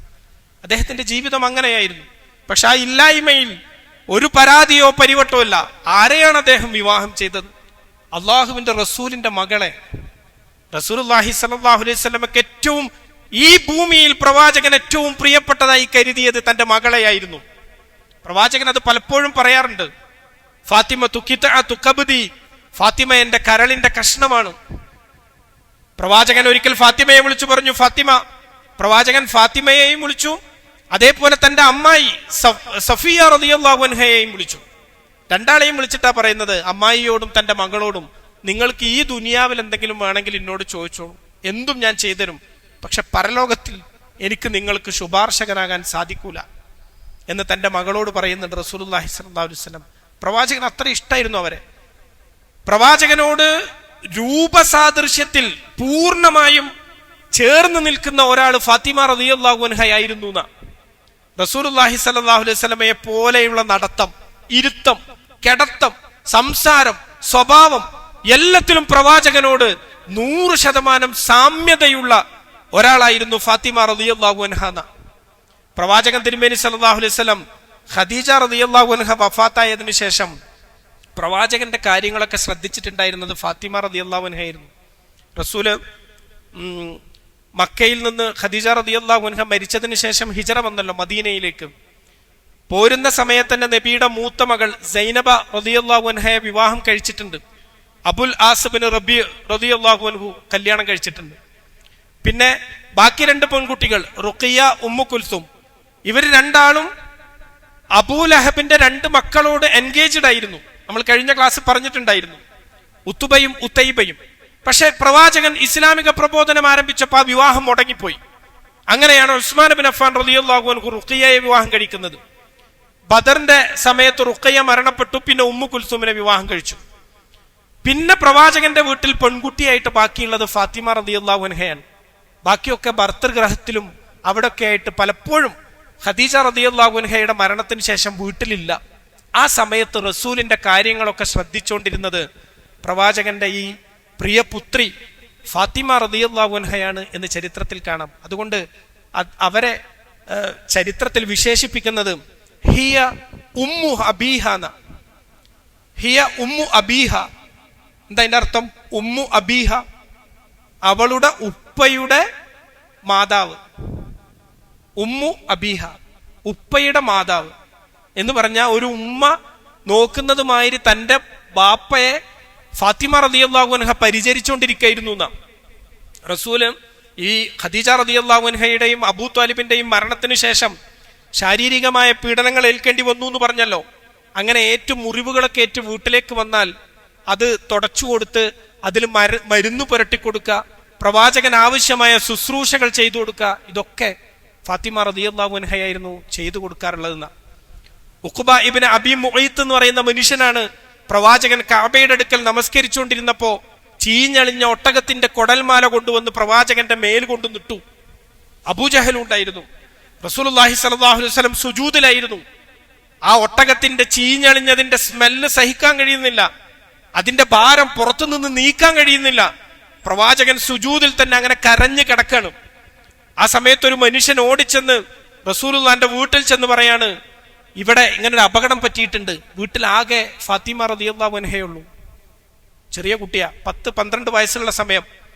ഉടൻ തന്നെ ഫാത്തിമ റളിയല്ലാഹു അൻഹ വീട്ടിൽ നിന്ന് ഇറങ്ങി ഓടി വന്ന് റസൂലിന്റെ പുറത്ത് നിന്ന് ആ ഒട്ടകത്തിന്റെ കുടൽമാല മുഴുവൻ എടുത്ത് മാറ്റി തന്റെ വാപ്പയെ അവിടെ നിന്ന് എഴുന്നേൽപ്പിച്ച് വീട്ടിൽ കൊണ്ടുക. അതുകൊണ്ടാണ് അവരെ ഉമ്മു അബീഹ എന്ന് ചരിത്രകാരന്മാർ വിശേഷിപ്പിച്ചത്. അവരുടെ പിതാവിന്റെ മാതാവായിരുന്നു അവര്. പ്രവാചകനെ അങ്ങനെ അവര് സംരക്ഷിച്ചു പോന്നതാണ്. ആ ഫാത്തിമ റളിയല്ലാഹു അൻഹയെ വിവാഹം ചെയ്യണം എന്ന് പലർക്കും ആഗ്രഹം ഉണ്ടായിരുന്നു. പലരും റസൂലിന്റെ അടുക്കൽ വന്ന് വിവാഹത്തിന് അന്വേഷിച്ചിട്ടുണ്ടായിരുന്നു. പക്ഷെ റസൂലുള്ളാഹി സ്വല്ലല്ലാഹു അലൈഹി വസല്ലം അവരോടൊക്കെ സമയമായിട്ടില്ല, കാത്തിരിക്കാനാണ് പറഞ്ഞത്. അബൂബക്കർ സിദ്ദീഖ് റളിയല്ലാഹു അൻഹു ചോദിച്ചിട്ടുണ്ടായിരുന്നു. ഉമർ ഇബ്നു ഖത്താബ് റളിയല്ലാഹു അൻഹു അന്വേഷിച്ചിട്ടുണ്ടായിരുന്നു. പക്ഷെ റസൂലുള്ളാഹി സ്വല്ലല്ലാഹു അലൈഹി വസല്ലം സമയമായിട്ടില്ല എന്ന് പറഞ്ഞിങ്ങനെ അവരൊന്നൊക്കെ മാറ്റിവെച്ചു. പിന്നെ അലി റളിയല്ലാഹു അൻഹു റസൂലിന്റെ അടുക്കൽ ചോദിക്കാൻ വേണ്ടി വരുന്നത്. അലി റളിയല്ലാഹു അൻഹു വരുന്നത് ഇവരൊക്കെ അലിയോട് പറഞ്ഞു, ഞങ്ങളൊക്കെ ചോദിച്ചു. സഅദ് ബിൻ മുആദ് റളിയല്ലാഹു അൻഹു അദ്ദേഹമൊക്കെയാണ് അലിയോട് പറയുന്നത്, നിങ്ങളൊന്ന് പോയി ചോദിച്ചു നോക്കൂ, റസൂലിന്റെ മനസ്സിൽ നിങ്ങളായിരിക്കും. അങ്ങനെ എല്ലാരും പറഞ്ഞ് അലി റളിയല്ലാഹു അൻഹു ചോദിക്കണ്ട്, എന്റെ അടുത്ത് മഹർ കൊടുക്കാനൊന്നുമില്ല, നിങ്ങൾക്കൊക്കെ തരാതെ റസൂൽ എങ്ങനെ എനിക്ക് തരാ? ഒരു സാധ്യതയില്ല. പക്ഷെ അവരോടൊക്കെ നിർബന്ധത്തിന് വഴങ്ങി അലി റളിയല്ലാഹു അൻഹു റസൂലിന്റെ അടുക്കൽ ചോദിക്കാൻ വേണ്ടി ചെല്ലും. അങ്ങനെ സംസാരിക്കാൻ ചെന്ന് അദ്ദേഹത്തിന് സംസാരിച്ച് തുടങ്ങാൻ കഴിയുന്നില്ല. ആകെ ഒരു കൈയൊക്കെ പറിച്ച് ഒരു വെപ്രാളപ്പെട്ട്. അപ്പൊ റസൂല് എന്താ അലി വന്നത്? അദ്ദേഹം ഇല്ല, ഞാനിങ്ങനെ വെറുതെ വന്നതാണ്. പക്ഷെ കാര്യം പറയാൻ കഴിയുന്നില്ല. റസൂലിന് സംഗതി മനസ്സിലായി. റസൂലുള്ളാഹി സ്വല്ലല്ലാഹു അലൈഹി വസല്ലം ചോദിച്ചു, അലി നീ എന്റെ മകൾ ഫാത്തിമയെ ചോദിക്കാനാണോ വന്നതെന്ന് ചോദിച്ചു. അപ്പൊ അലി റളിയല്ലാഹു അൻഹു പറഞ്ഞു, അതെ, ഞാൻ അതിനാ വന്നത്. റസൂൽ ചോദിച്ചു, എന്താണ് മഹറായിട്ടുള്ളത്? അലി റളിയല്ലാഹു അൻഹു പറഞ്ഞു, പ്രവാചകർ എന്റെ അടുക്കൽ മഹറൊന്നുമില്ല. അപ്പൊ റസൂൽ പറഞ്ഞു, ആ പടച്ചട്ട ഉണ്ടല്ലോ, ധരിച്ച ഷീൽഡ്, അതിനെത്ര രൂപ കിട്ടും? അത് കൊണ്ടു വിറ്റാൽ 4 ദിർഹം, 4 വെള്ളി നാണയങ്ങൾ കിട്ടും. അപ്പൊ റസൂൽ പറഞ്ഞു, അത് മതി മഹറായിട്ട്, നീ അത് കൊണ്ടുപോയി വിറ്റോ. പക്ഷെ ഞാൻ ഫാത്തിമയോട് കൂടി ഒന്ന് ചോദിക്കട്ടെ, അവൾക്ക് ഇഷ്ടാണോ എന്ന്. റസൂൽ ചോദിച്ചു. ഫാത്തിമ റളിയല്ലാഹു അൻഹയെ റസൂൽ വിളിച്ചു. ഇങ്ങനെ ഒരു വിവാഹാലോചന വന്നിട്ടുണ്ട്, മകളെ എന്താണ് നിന്റെ അഭിപ്രായം? പെൺകുട്ടിയുടെ സമ്മതം എടുക്കണം എന്ന് ഫിഖ്ഹി കിതാബിൽ പറഞ്ഞത് ഈ ഒരു സംഭവത്തെ ഉദ്ധരിച്ചുകൊണ്ടാണ്. പെൺകുട്ടിയുടെ സമ്മതമില്ലാതെ പിതാക്കൾ അവളെ വിവാഹം ചെയ്തു കൊടുക്കാൻ പാടില്ല. റസൂലുള്ളാഹി സ്വല്ലല്ലാഹു അലൈഹി വസല്ലം ചോദിച്ചു, എന്താണ് അഭിപ്രായം? ഫാത്തിമ റളിയല്ലാഹു അൻഹയും അതേ അവസ്ഥ, അലി റളിയല്ലാഹു അൻഹുവിനെ പോലെ തന്നെ ഒരു വിറയും ഒരു ലജ്ജയും, മറുപടി ഒന്നും പറയാൻ കിട്ടുന്നില്ല. റസൂലുള്ളാഹി സ്വല്ലല്ലാഹു അലൈഹി വസല്ലം മനസ്സിലാക്കി. അപ്പൊ ഫാത്തിമ റളിയല്ലാഹു അൻഹ തിരിച്ചു ചോദിച്ചൊരു കാര്യമുണ്ട്. അലി റളിയല്ലാഹു അൻഹുവിന് കുറച്ച് വയറുണ്ട്. റസൂലെ, ആ വയറുള്ള ആളെയാണോ നിങ്ങൾ എനിക്ക് വേണ്ടി ആലോചിക്കുന്നത് എന്ന് ചോദിച്ചു ഫാത്തിമ റളിയല്ലാഹു അൻഹ. അപ്പൊ റസൂലുള്ളാഹി സ്വല്ലല്ലാഹു അലൈഹി വസല്ലം തിരിച്ചു പറഞ്ഞു, അത് മാത്രല്ല, അള്ളാഹുവിന്റെ ദീനിന് വേണ്ടി ഒരുപാട് സേവനം ചെയ്ത, ആദ്യം മുതൽ ഈ ദീനിന് വേണ്ടി നിലകൊണ്ട ഒരാളാണ് അദ്ദേഹം എന്ന് പറഞ്ഞു. ഒരു തമാശയായിട്ട് പറഞ്ഞതാ. വാപ്പയും മകളും തമ്മിലുള്ള ഒരു സ്നേഹം കൂടിയാണ് അതിലുള്ളത്. അങ്ങനെ അലി റളിയല്ലാഹു അൻഹു പിന്നെ ആ പടച്ചട്ട വിൽക്കാൻ വേണ്ടി അങ്ങാടിയിലേക്ക് പോകുന്നുണ്ട്. അങ്ങാടിയിൽ അത് വിൽക്കാൻ വേണ്ടി നിൽക്കുന്ന സമയത്താണ് ഉസ്മാൻ ബിൻ അഫ്ഫാൻ റളിയല്ലാഹു അൻഹു വരുന്നത്. ഉസ്മാൻ റളിയല്ലാഹു അൻഹു ചോദിച്ചു, അലി എന്താണ് ഇവിടെ? അദ്ദേഹം പറഞ്ഞു, ഞാൻ എന്റെ പടച്ചട്ട വിൽക്കാൻ വേണ്ടി വന്നതാണ്. എത്രയാ നീ പ്രതീക്ഷിക്കുന്ന പണം? അദ്ദേഹം പറഞ്ഞു, ഒരു 4 ദിർഹം ഒക്കെ കിട്ടും. ഉസ്മാൻ ബിൻ അഫ്ഫാൻ റളിയല്ലാഹു അൻഹു പറഞ്ഞു, എന്നാ അത് എനിക്ക് തന്നാളാ, ഞാൻ അതിന് വില തരാമെന്ന് പറഞ്ഞു. എന്നിട്ട് അലിയുടെ കയ്യിൽ നിന്ന് ആ പടച്ചട്ട അദ്ദേഹം വാങ്ങിയിട്ട് 400 ദിർഹം അലി റളിയല്ലാഹു അൻഹുവിന് അങ്ങോട്ട് കൊടുത്തു. അദ്ദേഹം അറിഞ്ഞിട്ട് വന്നതാണ്. കല്യാണ വിവരവും ഈ കാര്യങ്ങളൊക്കെ അറിഞ്ഞിട്ട്, തന്റെ ഭാര്യയുടെ സഹോദരിയാണല്ലോ കല്യാണം കഴിക്കാൻ പോകുന്നത്. അതുമാത്രല്ല, ഉസ്മാൻ ബിൻ അഫ്ഫാൻ റളിയല്ലാഹു അൻഹു നന്മ വാരിക്കൂട്ടാവുന്ന ഒരു അവസരവും നഷ്ടപ്പെടുത്താത്ത മനുഷ്യനാണ്. അദ്ദേഹം 400 ദിർഹം വെച്ചു കൊടുത്തു അലിയുടെ കയ്യിൽ. അലി റളിയല്ലാഹു അൻഹു, എന്തിനാണ് ഇത്ര? അല്ലാതെ ആവശ്യം വരും, അവിടെ നിന്നോട്ടെ എന്ന് പറഞ്ഞു. എന്നിട്ട് പിന്നെ വിവാഹ സമയത്ത് ഈ പടച്ചട്ട അലി റളിയല്ലാഹു അൻഹുവിന് വിവാഹ സമ്മാനമായും കൊടുക്കാണ്. ഉസ്മാൻ ബിൻ അഫ്ഫാൻ റളിയല്ലാഹു അൻഹു, ഇത് എന്റെ വക കല്യാണ സമ്മാനമാണ് എന്ന് പറഞ്ഞ് ആ പടച്ചട്ട കൂടി തിരിച്ചു കൊടുക്കാണ്. 400 ദിർഹമുമായി അലി റളിയല്ലാഹു അൻഹു റസൂലിന്റെ അടുക്കൽ വന്നു. റസൂൽ, ഏതാ പണം? റസൂൽ ചോദിച്ചു, ഇനി എന്താ ചെയ്യാം? ഇത്ര പണമൊന്നും വേണ്ട, ഇത്ര വലിയ മഹറൊന്നും വേണ്ട. നീ ഒരു കാര്യം ചെയ്യ്, ഭാര്യക്ക് കുറച്ച് സുഗന്ധ ദ്രവ്യങ്ങൾ വാങ്ങിക്കോ, വീടിന് വേണ്ട കുറച്ച് പണം മാറ്റിവെച്ചോ എന്ന് പറഞ്ഞു. അപ്പൊ അലി റളിയല്ലാഹു അൻഹു പറഞ്ഞു, അള്ളാന്റെ റസൂലെ, സുഗന്ധദ്രവ്യം എന്താ ഓർക്ക് ഇഷ്ടപ്പെടാ? അതൊന്നും എനിക്ക് അറിഞ്ഞൂടാ, എന്താ ഞാൻ വാങ്ങാ? എനിക്ക് അതിനെ പറ്റി ഒരു ഐഡിയ ഇല്ല. റസൂലുള്ളാഹി സ്വല്ലല്ലാഹു അലൈഹി വസല്ലം മുതൽ ബിലാൽ ബിൻ റബാഹ് റളിയല്ലാഹു അൻഹുവിനെ വിളിച്ചു, ബിലാൽ, അലീനെ ഒന്ന് സഹായിക്കണം, ഭക്ഷണം ഉണ്ടാക്കണം. എന്തൊക്കെ ഭക്ഷണം ഉണ്ടാക്കേണ്ടത്? അലി റളിയല്ലാഹു അൻഹുവിന് അതിലൊന്നും പരിചയമില്ല. റസൂലുള്ളാഹി സ്വല്ലല്ലാഹു അലൈഹി വസല്ലം അമ്മാർ ബിൻ യാസിർ റളിയല്ലാഹു അൻഹുവിനെ വിളിച്ചു, ഭക്ഷണത്തിന്റെ ചുമതല കൊടുത്തു. ഭക്ഷണ കാര്യങ്ങൾ അമ്മാർ നോക്കട്ടെ. കല്യാണത്തിന് ആവശ്യമായ ഡ്രസ്സും വസ്ത്രങ്ങളും ബിലാലിന്റെ നേതൃത്വത്തിൽ പോയി വാങ്ങട്ടെ. വീട് ഉണ്ടാക്കാണ്. റസൂല് സ്വന്തം കൈകൊണ്ടാണ് കട്ടിലുണ്ടാക്കി കൊടുക്കുന്നത്. ഈത്തപ്പനത്തടി മുറിച്ചെടുത്ത് അതിന്റെ മരമൊക്കെ റെഡിയാക്കി പ്രവാചകൻ തന്നെ ആ കട്ടില് ഉണ്ടാക്കിയിട്ട് അതിന്റെ മേലെ കുഷ്യൻ പോലെ ചകിരി നാര് കൊണ്ടൊരു സാധനമൊക്കെ നിറച്ചു വെച്ച് ഒരു കട്ടിലുണ്ടാക്കി കൊടുക്കാണ്. അലി റളിയല്ലാഹു അൻഹു പറയാ, എന്റെ വീട്ടിൽ ആകെ ആ ഒരു കട്ടിലേ ഉള്ളൂ, ബാക്കി കുറച്ച് പൈസക്ക് പാത്രങ്ങളൊക്കെ വാങ്ങിയിട്ടാണ് ആ വിവാഹം നടക്കുന്നത്. അലി റളിയല്ലാഹു അൻഹുവിന്റെ അദ്ദേഹം ആ വളരെ ലളിതമായ ഒരു ജീവിതം. അബൂ താലിബ് അദ്ദേഹത്തിന്റെ വീട്ടിലുണ്ടായിരുന്ന അതേ ഒരു അവസ്ഥയിൽ അങ്ങനെ തന്നെയാണ് അലി റളിയല്ലാഹു അൻഹുവിന്റെ ജീവിതം തുടർന്നു പോകുന്നത് എന്ന് നമുക്ക് ചരിത്രത്തിൽ കാണാൻ സാധിക്കും. റസൂലുള്ളാഹി സ്വല്ലല്ലാഹു അലൈഹി വസല്ലമയുടെ വളരെ ഇഷ്ടപ്പെട്ട മകൾ ഫാത്തിമ റളിയല്ലാഹു അൻഹ തന്റെ ജീവിതത്തിലേക്ക് വന്നത് അദ്ദേഹം വളരെ സന്തോഷത്തോടു കൂടിയാ കണ്ടത്. അവര് തമ്മിലുള്ള സ്നേഹം അത് ഭയങ്കരായിരുന്നു. പ്രവാചകനും ഇവരും തമ്മിലുള്ള സ്നേഹം അതും അതിമനോഹരായിരുന്നു. റസൂലുള്ളാഹി സ്വല്ലല്ലാഹു അലൈഹി വസല്ലം ഒരു സദസ്സിലേക്ക് കയറി വന്നാൽ ഫാത്തിമ റളിയല്ലാഹു അൻഹ അവിടെ ഉണ്ടെങ്കിൽ അപ്പൊ എഴുന്നേറ്റ് ഉപ്പാന്റെ അടുക്കലേക്ക് വരും. ഉപ്പാൻ ഒന്ന് കെട്ടിപ്പിടിക്കും, നെറ്റിയിലൊരു ഉമ്മ കൊടുക്കും, കയ്യിലൊരു ഉമ്മ കൊടുക്കും. എന്നിട്ട് ഫാത്തിമ റളിയല്ലാഹു അൻഹ അവിടെ പോയിരിക്കും.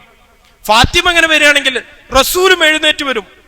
തന്റെ മകളെ റസൂൽ ഒന്ന് കെട്ടിപ്പിടിച്ച് അവരെ ഒന്ന് പ്രത്യേകമായി പരിഗണിക്കും എന്നാണ് റസൂലുള്ളാഹി സ്വല്ലല്ലാഹു അലൈഹി വസല്ലം. അങ്ങനെ ഒരു ബന്ധമായിരുന്നു അവർ തമ്മിൽ.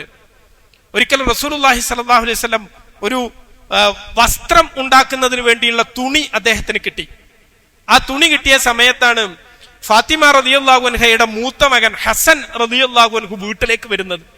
പ്രവാചകൻ ഈ കുട്ടികളോടുകൂടി കളിക്കുന്ന കഥകൾ, ആന കളിക്കുന്നതും ഓട്ടമത്സരം നടത്തുന്നതും ഒക്കെ ചരിത്രത്തിൽ കാണാം. അപ്പൊ ഈ കുട്ടി വന്നപ്പോ പ്രവാചകൻ എന്ത് ചെയ്തു? ആയിഷ റളിയല്ലാഹു അൻഹ ഉദ്ധരിക്കുന്ന ഒരു ഹദീസ, ഈ തുണിയില് ഹസൻ റളിയല്ലാഹു അൻഹുവിനെ പൊതിഞ്ഞു എന്നിട്ട് ഇങ്ങനെ കളിക്കുക. അപ്പോൾ ഹുസൈൻ റളിയല്ലാഹു അൻഹു കടന്നു വരുന്നു. നമ്മൾ മുഹറം മാസത്തിൽ, അതും മുഹറം 10 അവസരത്തിലാണ് സംസാരിക്കുന്നത്. കർബലയിൽ രക്തസാക്ഷിയായ അലി റളിയല്ലാഹു അൻഹുവിന്റെ മകൻ ഹുസൈൻ ഇബ്നു അലി റളിയല്ലാഹു അൻഹു കടന്നു വരിക. ആ ഹുസൈൻ റളിയല്ലാഹു അൻഹുവിനെ പ്രവാചകൻ ഈ പുതപ്പ്, ഈ തുണി നിർത്തിയിട്ട് അതിൽ വെച്ച് വീണ്ടും പൊതിയ രണ്ടാള്. അപ്പോൾ ഫാത്തിമ റളിയല്ലാഹു അൻഹ കടന്നു വരുന്നു. റസൂൽ അത് വീണ്ടും നിർത്തി, ഫാത്തിമയെ കൂടി അതിന്റെ ഉള്ളിൽ വെച്ചു. അപ്പോൾ അലി വരുന്നു. റസൂൽ അത് വീണ്ടും നിർത്തി, അലിയെ കൂടി അതിന്റെ ഉള്ളിലാക്കി. എന്നിട്ട് റസൂൽ കൂടി അതിന്റെ ഉള്ളിൽ നിന്നിട്ട് ആ പുതപ്പ് ഇങ്ങനെ വരിഞ്ഞിട്ട് അവരങ്ങനെ അതിനെ ആസ്വദിക്കായിരുന്നു. റസൂലുള്ളാഹി സ്വല്ലല്ലാഹു അലൈഹി വസല്ലം ആ ഒരു സ്നേഹബന്ധം തന്റെ മകളോടും മകളുടെ ഭർത്താവിനോടും മക്കളോടും ആ രീതിയിൽ പ്രകടിപ്പിച്ചതായി കാണാൻ സാധിക്കും. അതുകൊണ്ടാണ് റസൂൽ വഫാത്താകാൻ വേണ്ടി ഇങ്ങനെ കിടക്കുന്ന സമയത്ത് ഫാത്തിമ റളിയല്ലാഹു അൻഹ റസൂലിനെ കാണാൻ വേണ്ടി വന്നു. വാപ്പാന്റെ കിടത്തം കണ്ടതും ഫാത്തിമ റളിയല്ലാഹു അൻഹ കരഞ്ഞുപോയി. റസൂല് നല്ല പനിയുണ്ട്. പനിയിൽ റസൂൽ എഴുന്നേൽക്കുന്ന സമയത്ത് തളർന്നു വീണു പോവുകയാണ്. 2 തവണ റസൂൽ എഴുന്നേൽക്കാൻ വേണ്ടി നോക്കി. നിസ്കാരത്തിന്റെ സമയമായപ്പോ റസൂൽ ചോദിച്ചു, അസ്വല്ലന്നാസ്, ജനങ്ങൾ നിസ്കരിച്ചോ? അപ്പൊ സ്വഹാബികൾ പറഞ്ഞു, ഇല്ല റസൂലെ, നിസ്കരിച്ചിട്ടില്ല, നിങ്ങളെ കാത്തുക്കാണ്. അപ്പൊ റസൂൽ എഴുന്നേറ്റ് നിസ്കരിക്കാൻ, ഇമാമത്ത് നിൽക്കാൻ വേണ്ടി റസൂൽ 2 അടി വെച്ചതും റസൂൽ വീണുപോയി. റസൂലിനെ അവരെല്ലാവരും കൂടി താങ്ങി ഷോൾഡറിലെടുത്ത് കട്ടിലിൽ വീണ്ടും കിടത്തി. കുറച്ചു കഴിഞ്ഞ് ബോധം വന്നപ്പോ റസൂൽ വീണ്ടും ചോദിച്ചു, അസ്വല്ലന്നാസ്, ജനങ്ങൾ നിസ്കരിച്ചോ? ഇല്ല റസൂലെ, നിങ്ങളെ കാത്തുക്കാണ്. റസൂൽ വീണ്ടും എഴുന്നേറ്റു. പക്ഷെ റസൂലിന് നടക്കാൻ പറ്റുന്നില്ല, നല്ല പനിയാ. റസൂൽ വീണുപോയി. അവര് വീണ്ടും വന്ന് റസൂലിനെ കിടത്തി. അങ്ങനെ റസൂല് പ്രയാസപ്പെട്ടുകൊണ്ടിരിക്കുന്ന ഒരു സമയത്താണ് ഫാത്തിമ റളിയല്ലാഹു അൻഹ റസൂലിനെ കാണാൻ വേണ്ടി വരുന്നത്. കാണാൻ വന്നത് ഉപ്പാന്റെ ആ കിടപ്പ് കണ്ട് ഫാത്തിമ റളിയല്ലാഹു അൻഹ കരഞ്ഞുപോയി. അത് കരഞ്ഞപ്പോ റസൂല് ഫാത്തിമയെ അടുത്തേക്ക് വിളിച്ച് ചെവിട്ടിൽ എന്തോ എന്ന് പറഞ്ഞു. അത് പറഞ്ഞപ്പോ ഫാത്തിമ റളിയല്ലാഹു അൻഹ ഒന്നുകൂടി കരഞ്ഞു. കുറച്ചുകൂടി കരച്ചിൽ കൂടി. റസൂല് വീണ്ടും അവരെ വിളിച്ചു. പ്രവാചകന്റെ ചുണ്ടിന്റെ അടുത്ത് അവർ ചെവി കൊണ്ടുവന്നു വെച്ചു. റസൂലുള്ളാഹി സ്വല്ലല്ലാഹു അലൈഹി വസല്ലം വീണ്ടും ഒരു കാര്യം അവരോട് പറഞ്ഞപ്പോൾ അവർ കണ്ണുനീരൊക്കെ തുടച്ച് വളരെ സന്തോഷവതിയായി മാറി നിന്നു. അപ്പൊ ഇത് കണ്ട ആയിഷ റളിയല്ലാഹു അൻഹ ഫാത്തിമയുടെ അടുക്കൽ വന്ന് ചോദിച്ചു, മകളെ, എന്താണ് വാപ്പ പറഞ്ഞത്? അപ്പൊ ഫാത്തിമ റളിയല്ലാഹു അൻഹ പറഞ്ഞു, അത് ഉപ്പ എന്നോട് മാത്രം പറഞ്ഞതാണ്, ഇപ്പൊ ഞാൻ ആരോടും പറയില്ല എന്ന് അങ്ങനെ പറഞ്ഞു. പക്ഷെ പിന്നീട് റസൂലുള്ളാഹി സ്വല്ലല്ലാഹു അലൈഹി വസല്ലം വഫാത്തായതിനു ശേഷം ഫാത്തിമ റളിയല്ലാഹു അൻഹ പറഞ്ഞത് എന്താന്ന് പറഞ്ഞു കൊടുക്കുന്നുണ്ട്. ഉപ്പ എന്നോട് ആദ്യം പറഞ്ഞത്, എൻ്റെ മകളെ, ഉപ്പ മരിക്കാനായിട്ടുണ്ട്, ഉപ്പ ഈ ലോകത്ത് നിന്ന് യാത്ര പോവുകയാണ്, അള്ളാഹു ഏൽപ്പിച്ച നുബുവത്ത് എന്ന ദൗത്യം പൂർത്തീകരിച്ച് എനിക്ക് ഈ ലോകത്ത് നിന്ന് വിട പറയാനുള്ള സമയമായിരിക്കുന്നു എൻ്റെ പൊന്നുമകളെ. ഇതാണ് എന്നോട് എൻ്റെ വാപ്പ ആദ്യം പറഞ്ഞത്.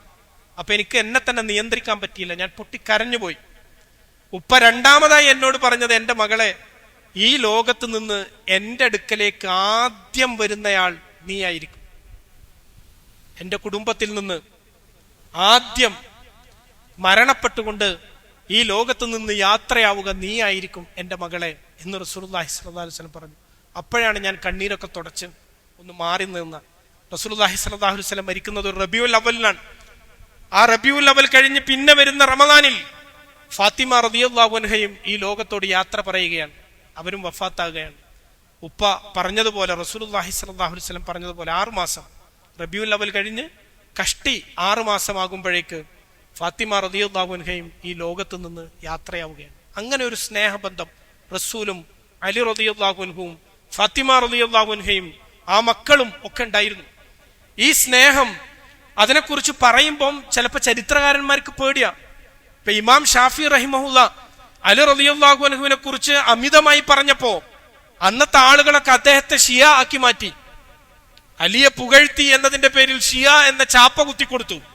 മദ്ഹബിന്റെ ഇമാമുമാരിൽ ഏറ്റവും പ്രഗത്ഭനായ, ഇസ്ലാമിക ലോകം കണ്ടിട്ടുള്ള ഏറ്റവും അതുല്യനായ പണ്ഡിതൻ ഷാഫി റഹ്മഹുല്ല, അദ്ദേഹം പറഞ്ഞ എന്താണെന്നറിയോ? എന്നിട്ട് അലി റളിയല്ലാഹു അൻഹുവിനെ അല്ലെങ്കിൽ അഹ്ലു ബൈത്തിനെ കുറിച്ച് പറഞ്ഞതിന്റെ പേരിൽ ഞാൻ ഷിയ ആകുമെങ്കിൽ ഞാൻ അതിൽ പശ്ചാത്തപിക്കാൻ തന്നെ ഇഷ്ടപ്പെടുന്നില്ല, എനിക്കതിൽ പശ്ചാത്താപം തന്നെ ഇല്ല എന്നാ പറഞ്ഞു. ചരിത്രത്തിൽ അത്രത്തോളം ഒരു ദുർഗതിയിൽ കൊണ്ടുവന്ന് ഇതിനെ എത്തിച്ചു. അലി റളിയല്ലാഹു അൻഹുവിനെ പുകഴ്ത്തുന്നവർ ഒരു പക്ഷത്തും, അദ്ദേഹത്തെ ആ രൂപത്തിൽ പുകഴ്ത്താൻ ഭയപ്പെടുന്നവർ, പുകഴ്ത്തിയാൽ അപരവൽക്കരിക്കപ്പെടുമോ അല്ലെങ്കിൽ ചരിത്രത്തിന്റെ അങ്ങേ തലക്കൽ ചെന്ന് നിൽക്കേണ്ടി വരുമോ എന്ന് ഭയപ്പെട്ടു പണ്ഡിതന്മാരും ആളുകളുമൊക്കെ. ഒരു വലിയ ഗൂഢാലോചനയുടെ ഭാഗമായി ഇസ്ലാമിക ലോകത്ത് സംഭവിച്ചതാണ്. ഇന്നും അതുണ്ട്. അലി റളിയല്ലാഹു അൻഹുവിനെ കുറിച്ച് നമ്മൾ കൂടുതൽ പറയുമ്പോൾ ആളുകൾ സൂക്ഷിക്കും, അവരെ കുറിച്ച് പറയും, എന്തിനാണ് അത്രയും പുകഴ്ത്തി പറയുന്നത്? എന്നാൽ ഇത്രയും ത്യാഗോജ്ജലമായ ഒരു ജീവിതം നടത്തി അള്ളാഹുവിന്റെ ദീനിനു വേണ്ടി ഒരു മനുഷ്യായുസ് കൊണ്ട് ചെയ്യാവുന്ന മുഴുവൻ സേവനങ്ങളും ചെയ്തുകൊണ്ടാണ് അദ്ദേഹം കടന്നുപോയത്. അദ്ദേഹത്തെ പോലെ അങ്ങനെ നിരവധി ആളുകളുണ്ട്. അവരെ കുറിച്ചൊക്കെ ഒരേ രീതിയിൽ കാണാനും ചിന്തിക്കാനും അബൂബക്കർ സിദ്ദീഖ് റളിയല്ലാഹു അൻഹുവിനെ കുറിച്ചും അലി റളിയല്ലാഹു അൻഹുവിനെ കുറിച്ചും ഉമർ ഇബ്നു ഖത്താബ് അവർക്കിടയിൽ ഈ ഒരു പ്രശ്നം ഉണ്ടായിരുന്നില്ലല്ലോ. അവർക്കിടയിൽ ഈ ഒരു പ്രശ്നം ഉണ്ടായിരുന്നില്ല.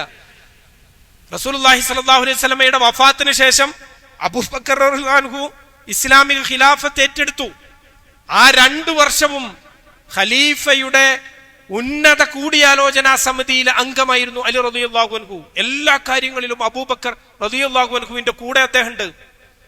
ഉമർ ഇബ്നു ഖത്താബ് റളിയല്ലാഹു അൻഹുവിന്റെ 10 വർഷത്തെ ഭരണത്തിലും ആ ഭരണത്തിന്റെ ഉന്നത ഷൂറ ബോഡിയിൽ അംഗമാണ് അദ്ദേഹം. ആ ഷൂറയിൽ മാത്രമല്ല, ശാരീരികമായി ചെയ്യാവുന്ന മുഴുവൻ സേവനങ്ങളും അദ്ദേഹം ചെയ്തിട്ടുണ്ട്. അദ്ദേഹം അങ്ങനെ ഒരു അധികാര തൽപരനോ ആ രീതിയിൽ നേതൃത്വം കിട്ടണമോ എന്ന് ആഗ്രഹിച്ചൊരു മനുഷ്യനായിരുന്നില്ല. ഒരു ഗൂഢാലോചനയുടെ ഭാഗമായി അദ്ദേഹത്തെ അതിലേക്ക് വലിച്ചഴക്കപ്പെട്ടു. ആ വലിച്ചഴച്ചതിന്റെ പേരിൽ നിരവധി നിർമ്മിത ഹദീസുകൾ ഉണ്ടായി. അദ്ദേഹം മോശക്കാരനല്ല എന്ന് പറയുന്ന പ്രവാചക വചനങ്ങൾ നിരവധിയായി കെട്ടിയുണ്ടാക്കി. സ്വഹീഹായ ചില വചനങ്ങളും ഹദീസുകൾ, റിവായത്തുകൾ കാണാം. അതിന്റെ പശ്ചാത്തലത്തിൽ നിന്ന് അടർത്തിയെടുത്ത് അലി റളിയല്ലാഹു അൻഹുവിന്റെ ഔന്നത്യം കാണിക്കുന്നതിന് വേണ്ടി അതിനെ അങ്ങനെ പാടി പുകഴ്ത്താൻ ആരംഭിച്ചു. ഇതിന്റെ ഇടയിൽ ഒരു മഹാവ്യക്തിയുടെ ചരിത്രം കടന്ന് ഞെരിഞ്ഞമരുകയാണ്. സത്യസന്ധമായ ആ മനുഷ്യനെ അന്വേഷിക്കാനോ പഠിക്കാനോ കഴിയാതെ പോകുകയാണ്. അദ്ദേഹത്തോടുള്ള ഒരു സ്നേഹം ആ രൂപത്തിൽ കാത്തു സൂക്ഷിക്കാൻ കഴിയാതെ പോവുകയാണ്. ഇത് നമ്മൾ തിരിച്ചറിയണം. അലി ഇബ്നു അബീ ത്വാലിബ് റളിയല്ലാഹു അൻഹു, അള്ളാഹുവിന്റെ സിംഹം, അദ്ദേഹം ഇസ്ലാമിന് വേണ്ടി ത്യാഗോജ്ജലമായി ജീവിച്ച് തന്റെ മനുഷ്യായുസ് മുഴുവൻ അതിനുവേണ്ടി ചെലവഴിച്ചൊരു വ്യക്തിയായിരുന്നു.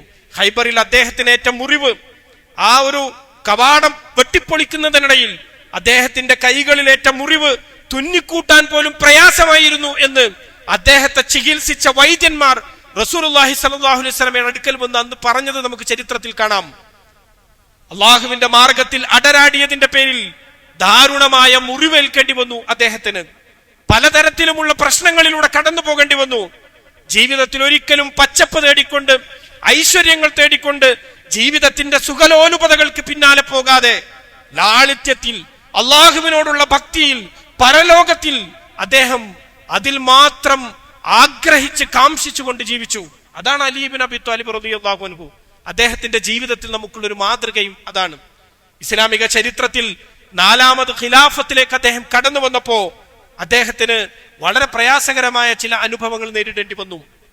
ഉസ്മാൻ ബിൻ അഫ്ഫാൻ റളിയല്ലാഹു അൻഹുവിന്റെ ഘാതകരെ ശിക്ഷിച്ചതിന് ശേഷം അടുത്ത ഖലീഫ മതി എന്ന് പ്രഗത്ഭരായ ഒരു വിഭാഗം ആളുകൾ അഭിപ്രായപ്പെട്ടു.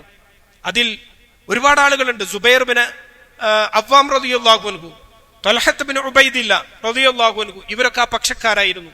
അബ്ദുല്ലാഹി ബിൻ ഉമർ റളിയല്ലാഹു അൻഹു അവരൊക്കെ ഉണ്ടായിരുന്നു.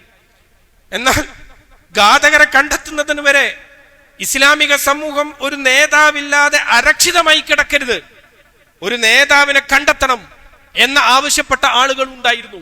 അവർ അലി റളിയല്ലാഹുവിന്റെ അടുക്കൽ വന്നു, നിങ്ങൾ ഇസ്ലാമിക ഖിലാഫത്ത് ഏറ്റെടുക്കണം, ഇപ്പോൾ അത് ഏറ്റെടുക്കാൻ ഇവിടെയുള്ളതിൽ അർഹരായ ഒരാൾ താങ്കളാണ്. അലി റളിയല്ലാഹു അൻഹു അത് ഏറ്റെടുക്കാൻ തയ്യാറായില്ല. അദ്ദേഹം പറഞ്ഞു, ഇപ്പൊ ഞാൻ ഏൽക്കൂല, ഇപ്പൊ ഇങ്ങനൊരു പ്രശ്നം ഇവിടെ നടക്കുന്നുണ്ട്, ഇപ്പൊ ഞാൻ ഏൽക്കൂല. അവര് വീണ്ടും വന്നു. രാഷ്ട്രീയപരമായ സ്ഥിതിഗതികൾ മാറിക്കൊണ്ടിരിക്കുന്നു. ഉസ്മാൻ റളിയല്ലാഹു അൻഹുവിനെ കൊന്ന ഘാതകർ അവിടെ മദീനയിലും മദീനക്ക് പുറത്തും സ്വൈര്യമായി വിഹരിക്കുകയാണ്. അവരഴിഞ്ഞാടാൻ വിട്ടാൽ ഇസ്ലാമിക സമൂഹത്തിൽ അച്ചടക്കം എന്നത് ഇനി തിരിച്ചു പിടിക്കാൻ കഴിയില്ല, നിങ്ങൾ നേതൃത്വം ഏറ്റെടുക്കണം. അവർ വീണ്ടും പറഞ്ഞപ്പോ അലി റളിയല്ലാഹു അൻഹു സന്നദ്ധനായി മുന്നോട്ട് വന്നു. അദ്ദേഹം നേതൃത്വം ഏറ്റെടുത്തു. അത് പല രീതിയിലുള്ള തെറ്റിദ്ധാരണ വരുത്തി. പക്ഷെ അലി റളിയല്ലാഹു അൻഹുവിന്റെ മനസ്സിൽ അള്ളാഹുവിന്റെ റസൂൽ വളർത്തിയെടുത്തൊരു സമൂഹം, അത് ഖലീഫത്തുർ റസൂലില്ല അബൂബക്കർ സിദ്ദീഖ് റളിയല്ലാഹു അൻഹു അതുപോലെ മുന്നോട്ട് കൊണ്ടുവന്നു. അമീറുൽ മുഅ്മിനീൻ ഉമർ ഇബ്നു ഖത്താബ് റളിയല്ലാഹു അൻഹുവും ഉസ്മാൻ ഇബ്നു അഫ്ഫാൻ റളിയല്ലാഹു അൻഹുവും ആ സമൂഹത്തെ മുന്നിൽ നിന്ന് നയിച്ചു. അത് അരക്ഷിതമായി കൂടാ. നേതൃത്വമില്ലാതെ ദിശയറിയാതെ വഴിതെറ്റിപ്പോകുന്ന ഒരു അവസ്ഥ അവർക്ക് ഉണ്ടാകരുത് എന്നാണ് അലി ഇബ്നു അബി ത്വാലിബ് റളിയല്ലാഹു അൻഹു ചിന്തിച്ചത്. അത് ഏറ്റെടുത്തു. അത് ഏറ്റെടുത്ത സമയത്താണ് ഐഷ റളിയല്ലാഹു അൻഹ ഈ മരണവും ഈ പ്രശ്നമൊക്കെ നടക്കുന്ന സമയത്ത് മദീനയിൽ ഉണ്ടായിരുന്നില്ല, അവർ മക്കയിലായിരുന്നു. അവരെ ചെന്ന് കണ്ടു. സുബൈർ റളിയല്ലാഹു അൻഹുവും ത്വൽഹ റളിയല്ലാഹു അൻഹു ഒക്കെ നല്ല ഉദ്ദേശത്തിലാണ് ഈ പ്രശ്നത്തിന് ഒരു പരിഹാരം ഉണ്ടാക്കണം. ഉസ്മാൻ ബിൻ അഫ്ഫാൻ റളിയല്ലാഹു അൻഹുവിന്റെ ഘാതകരെ ഉടൻ കണ്ടെത്തണം, ശിക്ഷിക്കണം. ഐഷ റളിയല്ലാഹു അൻഹ ആ വിഷയം അന്വേഷിക്കുന്നതിന് വേണ്ടി മദീനയിലേക്ക് യാത്ര പുറപ്പെട്ടു. ഒരൊട്ടകപ്പുറത്തെ വന്നത്. അലി റളിയല്ലാഹു അൻഹു ഖിലാഫത്ത് ഏറ്റെടുത്തപ്പോൾ അദ്ദേഹം ആദ്യം ചെയ്യുന്ന ഒരു പ്രവർത്തനമുണ്ട്. അദ്ദേഹം ഇങ്ങനെ ആലോചിച്ചു, എന്താണ് ഇവിടുത്തെ പ്രശ്നം? ഇവിടുത്തെ പ്രശ്നം ഉസ്മാൻ ബിൻ അഫ്ഫാൻ റളിയല്ലാഹു അൻഹു കൊല ചെയ്യപ്പെടുന്നതിന് നിരവധി ആരോപണങ്ങൾ ഉന്നയിക്കപ്പെട്ടിട്ടുണ്ട്. അതിലേറ്റവും പ്രധാനമായ ആരോപണം, ഉസ്മാൻ സ്വന്തം കുടുംബത്തിൽപ്പെട്ട ആളുകളെ അധികാരത്തിന്റെ കുഞ്ചിക സ്ഥാനങ്ങളിൽ പ്രതിഷ്ഠിച്ചിരിക്കുന്നു. ഭരണസിരാ കേന്ദ്രങ്ങളിൽ ഗവർണർമാരായി നിയമിതരായിട്ടുള്ളതൊക്കെ ഉസ്മാൻ ബിൻ അഫ്ഫാൻ റളിയല്ലാഹു അൻഹുവിന്റെ അടുത്ത ബന്ധുക്കളാണ്. മുആവിയ റളിയല്ലാഹു അൻഹു അബൂ സുഫിയാൻ റളിയല്ലാഹു അൻഹുവിന്റെ മകനാണ്. ഉസ്മാൻ ബിൻ അഫ്ഫാൻ റളിയല്ലാഹു അൻഹുവിന്റെ അടുത്ത കുടുംബക്കാരനാണ്. അങ്ങനെ എണ്ണി എണ്ണി എണ്ണി ആളുകൾ പറഞ്ഞു കൊടുക്കാം. അതാണ് ആരോപണങ്ങളിൽ ഏറ്റവും പ്രധാനപ്പെട്ടത്. അലി റളിയല്ലാഹു അൻഹു ഭരണം ഏറ്റെടുത്തപ്പോൾ അദ്ദേഹം തീരുമാനിച്ചു, എല്ലാ ഗവർണർമാരെയും അങ്ങോട്ട് പിരിച്ചുവിടാം, എന്നിട്ട് പുതിയ നിയമനം നടത്താം. ഈ പ്രശ്നത്തിന് അങ്ങനെ പരിഹാരമാവുകയുള്ളൂ. അദ്ദേഹം ആ ഒരു തീരുമാനം എടുത്തപ്പോൾ തന്നെ ചില ആളുകൾ അദ്ദേഹത്തോട് പറഞ്ഞു, മുആവിയ പിരിഞ്ഞു പോകൂല. അദ്ദേഹം ഒരുപാട് വർഷമായി സിറിയയുടെ ഗവർണറാണ്. സിറിയയിലെ ജനങ്ങൾ മുഴുവൻ അദ്ദേഹത്തിന് പിന്തുണ പ്രഖ്യാപിച്ചിരിക്കുകയാണ്. അപ്പൊ അദ്ദേഹത്തെ അനുനയത്തിലൂടെ ഒന്ന് പറഞ്ഞ് മനസ്സിലാക്കി കൊടുക്കണം.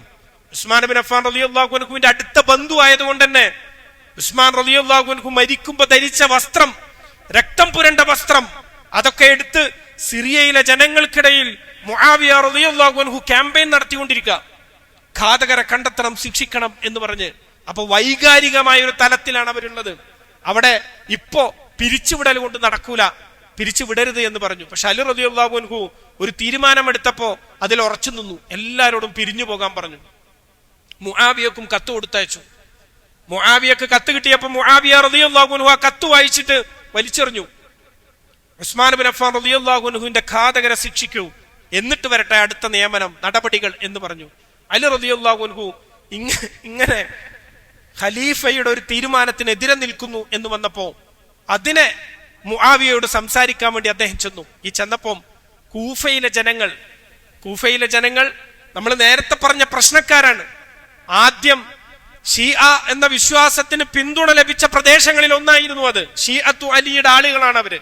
ആ ആളുകൾ അലി റളിയല്ലാഹു അൻഹുവിനോടൊപ്പം മുആവിയ റളിയല്ലാഹു അൻഹുവിനെ ചോദ്യം ചെയ്യാൻ വേണ്ടി തയ്യാറായി പോകാണ്, ഒരു സംഘമായി പോകാണ്. അപ്പോഴാണ് ആയിഷ റളിയല്ലാഹു അൻഹയും സുബൈർ ബിൻ അവാം റളിയല്ലാഹു അൻഹുവും ത്വൽഹത്ത് ബിൻ ഉബൈദില്ല റളിയല്ലാഹു അൻഹു ഒക്കെ വരുന്നത്.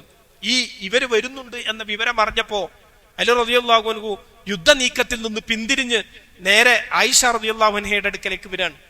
ഇസ്ലാമിക ചരിത്രത്തിൽ മുസ്ലിങ്ങൾക്കിടയിൽ ആഭ്യന്തരമായി ഉണ്ടാകുന്ന ആദ്യത്തെ സംഘർഷമാണിത്, ജമൽ യുദ്ധം, ദ ബാറ്റിൽ ഓഫ് ക്യാമൽ.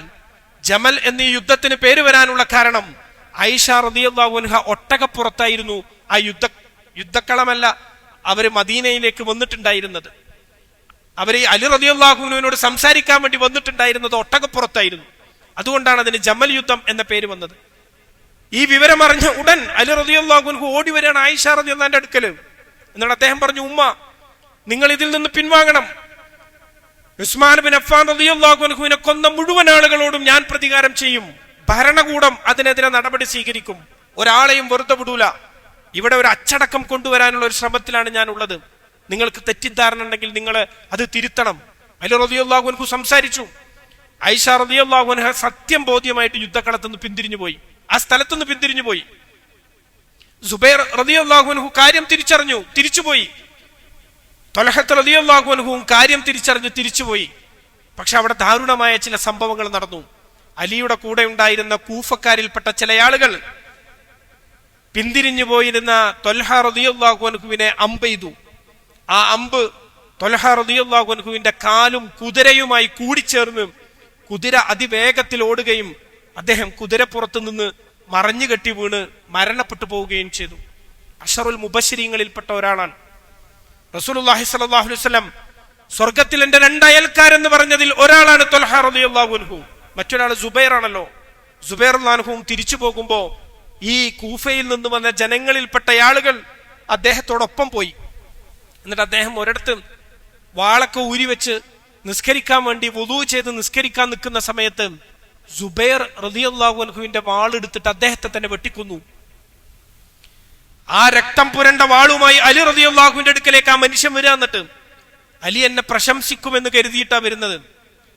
അയാൾ അലിയുടെ അടുക്കൽ വന്ന് പറഞ്ഞു, ഞാൻ സുബൈറിനെ വകവതി ഇരുത്തിയിരിക്കുന്നു. സുബൈർ റളിയല്ലാഹു അൻഹുവിന്റെ മരണവിവരം അറിഞ്ഞതും അലി റളിയല്ലാഹു അൻഹു ചാടി എഴുന്നേറ്റു.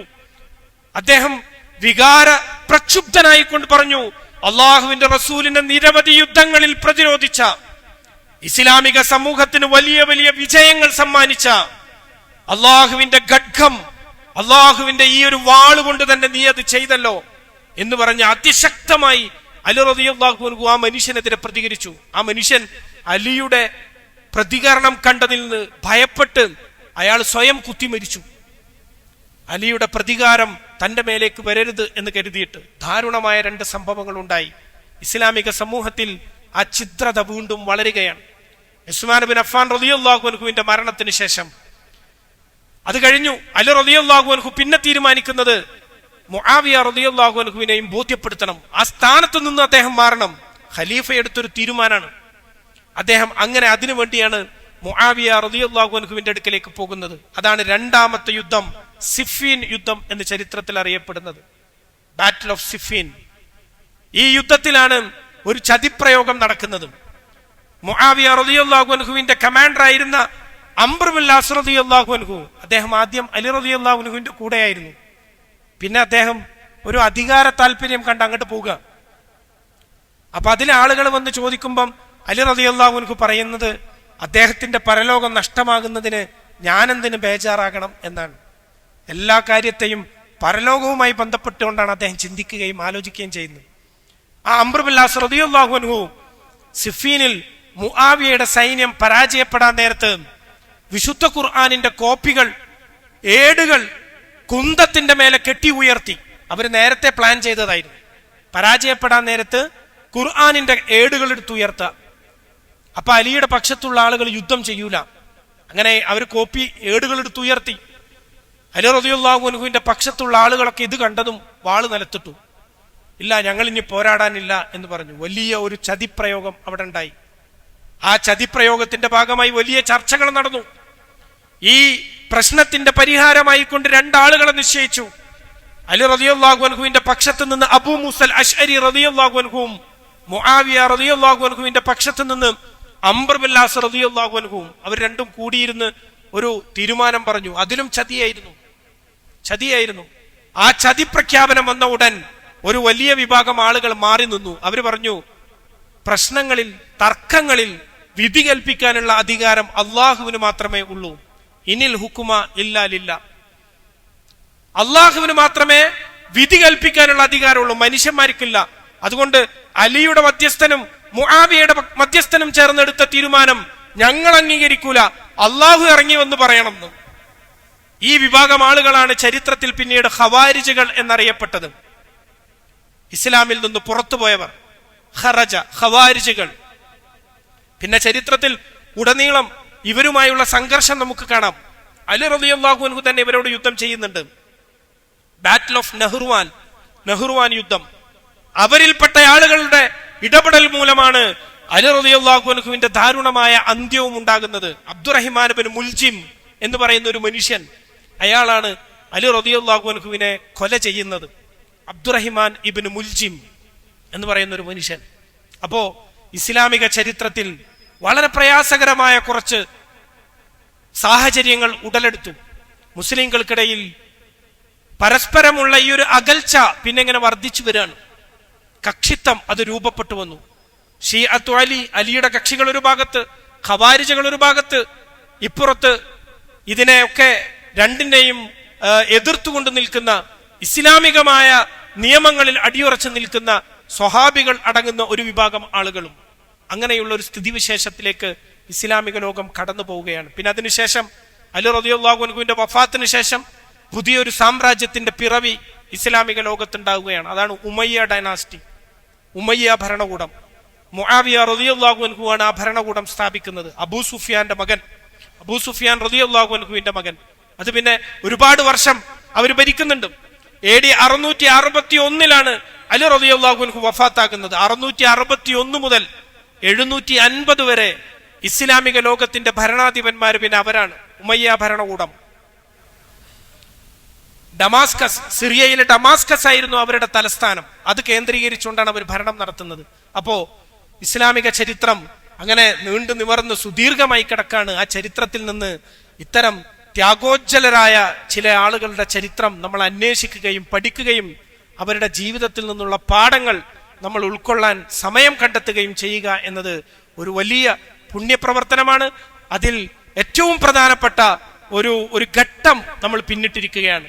ചരിത്രത്തിലെ 4 പ്രഗത്ഭരായ ആളുകൾ, ഖുലഫാ ഉർ റാഷിദീങ്ങൾ, ഇസ്ലാമിന്റെ പ്രവാചകന്റെ വഫാത്തിന് ശേഷം ഇസ്ലാമിന്റെ അധികാരത്തിലേക്ക് വന്ന 4 ആളുകൾ, മാതൃകാധന്യരായ ജീവിതം, അവരുടെ ജീവിതത്തിലെ ഒരുപാട് നന്മകൾ, ആ നന്മകളിൽ നിന്ന് പാഠം ഉൾക്കൊണ്ട് ജീവിതത്തിൽ മുന്നോട്ടു പോകാൻ അള്ളാഹു നമ്മെ ഏവരെയും അനുഗ്രഹിക്കുമാറാകട്ടെ. അള്ളാഹു നമ്മുടെ ഒത്തുചേരൽ ഒരു സൽക്കർമ്മമായി നമ്മളിൽ നിന്ന് സ്വീകരിക്കുമാറാകട്ടെ. നാളെ പരലോകത്തിൽ ഏറെ പുണ്യമുള്ള ഖനം തൂങ്ങുന്ന അമലായി അള്ളാഹു ഇത് നമ്മളിൽ നിന്ന് സ്വീകരിക്കുമാറാകട്ടെ. റബ്ബന ആതിനാ ഫിദ്ദുനിയ ഹസന വഫിൽ ആഖിറതി ഹസനതൻ വഖിനാ അദാബന്നാർ. ആമീൻ ആമീൻ ബിറഹ്മതിക യാ അർഹമർ റഹീമീൻ. അസ്സലാമു അലൈക്കും വറഹ്മത്തുള്ളാഹി വബറകാതുഹു.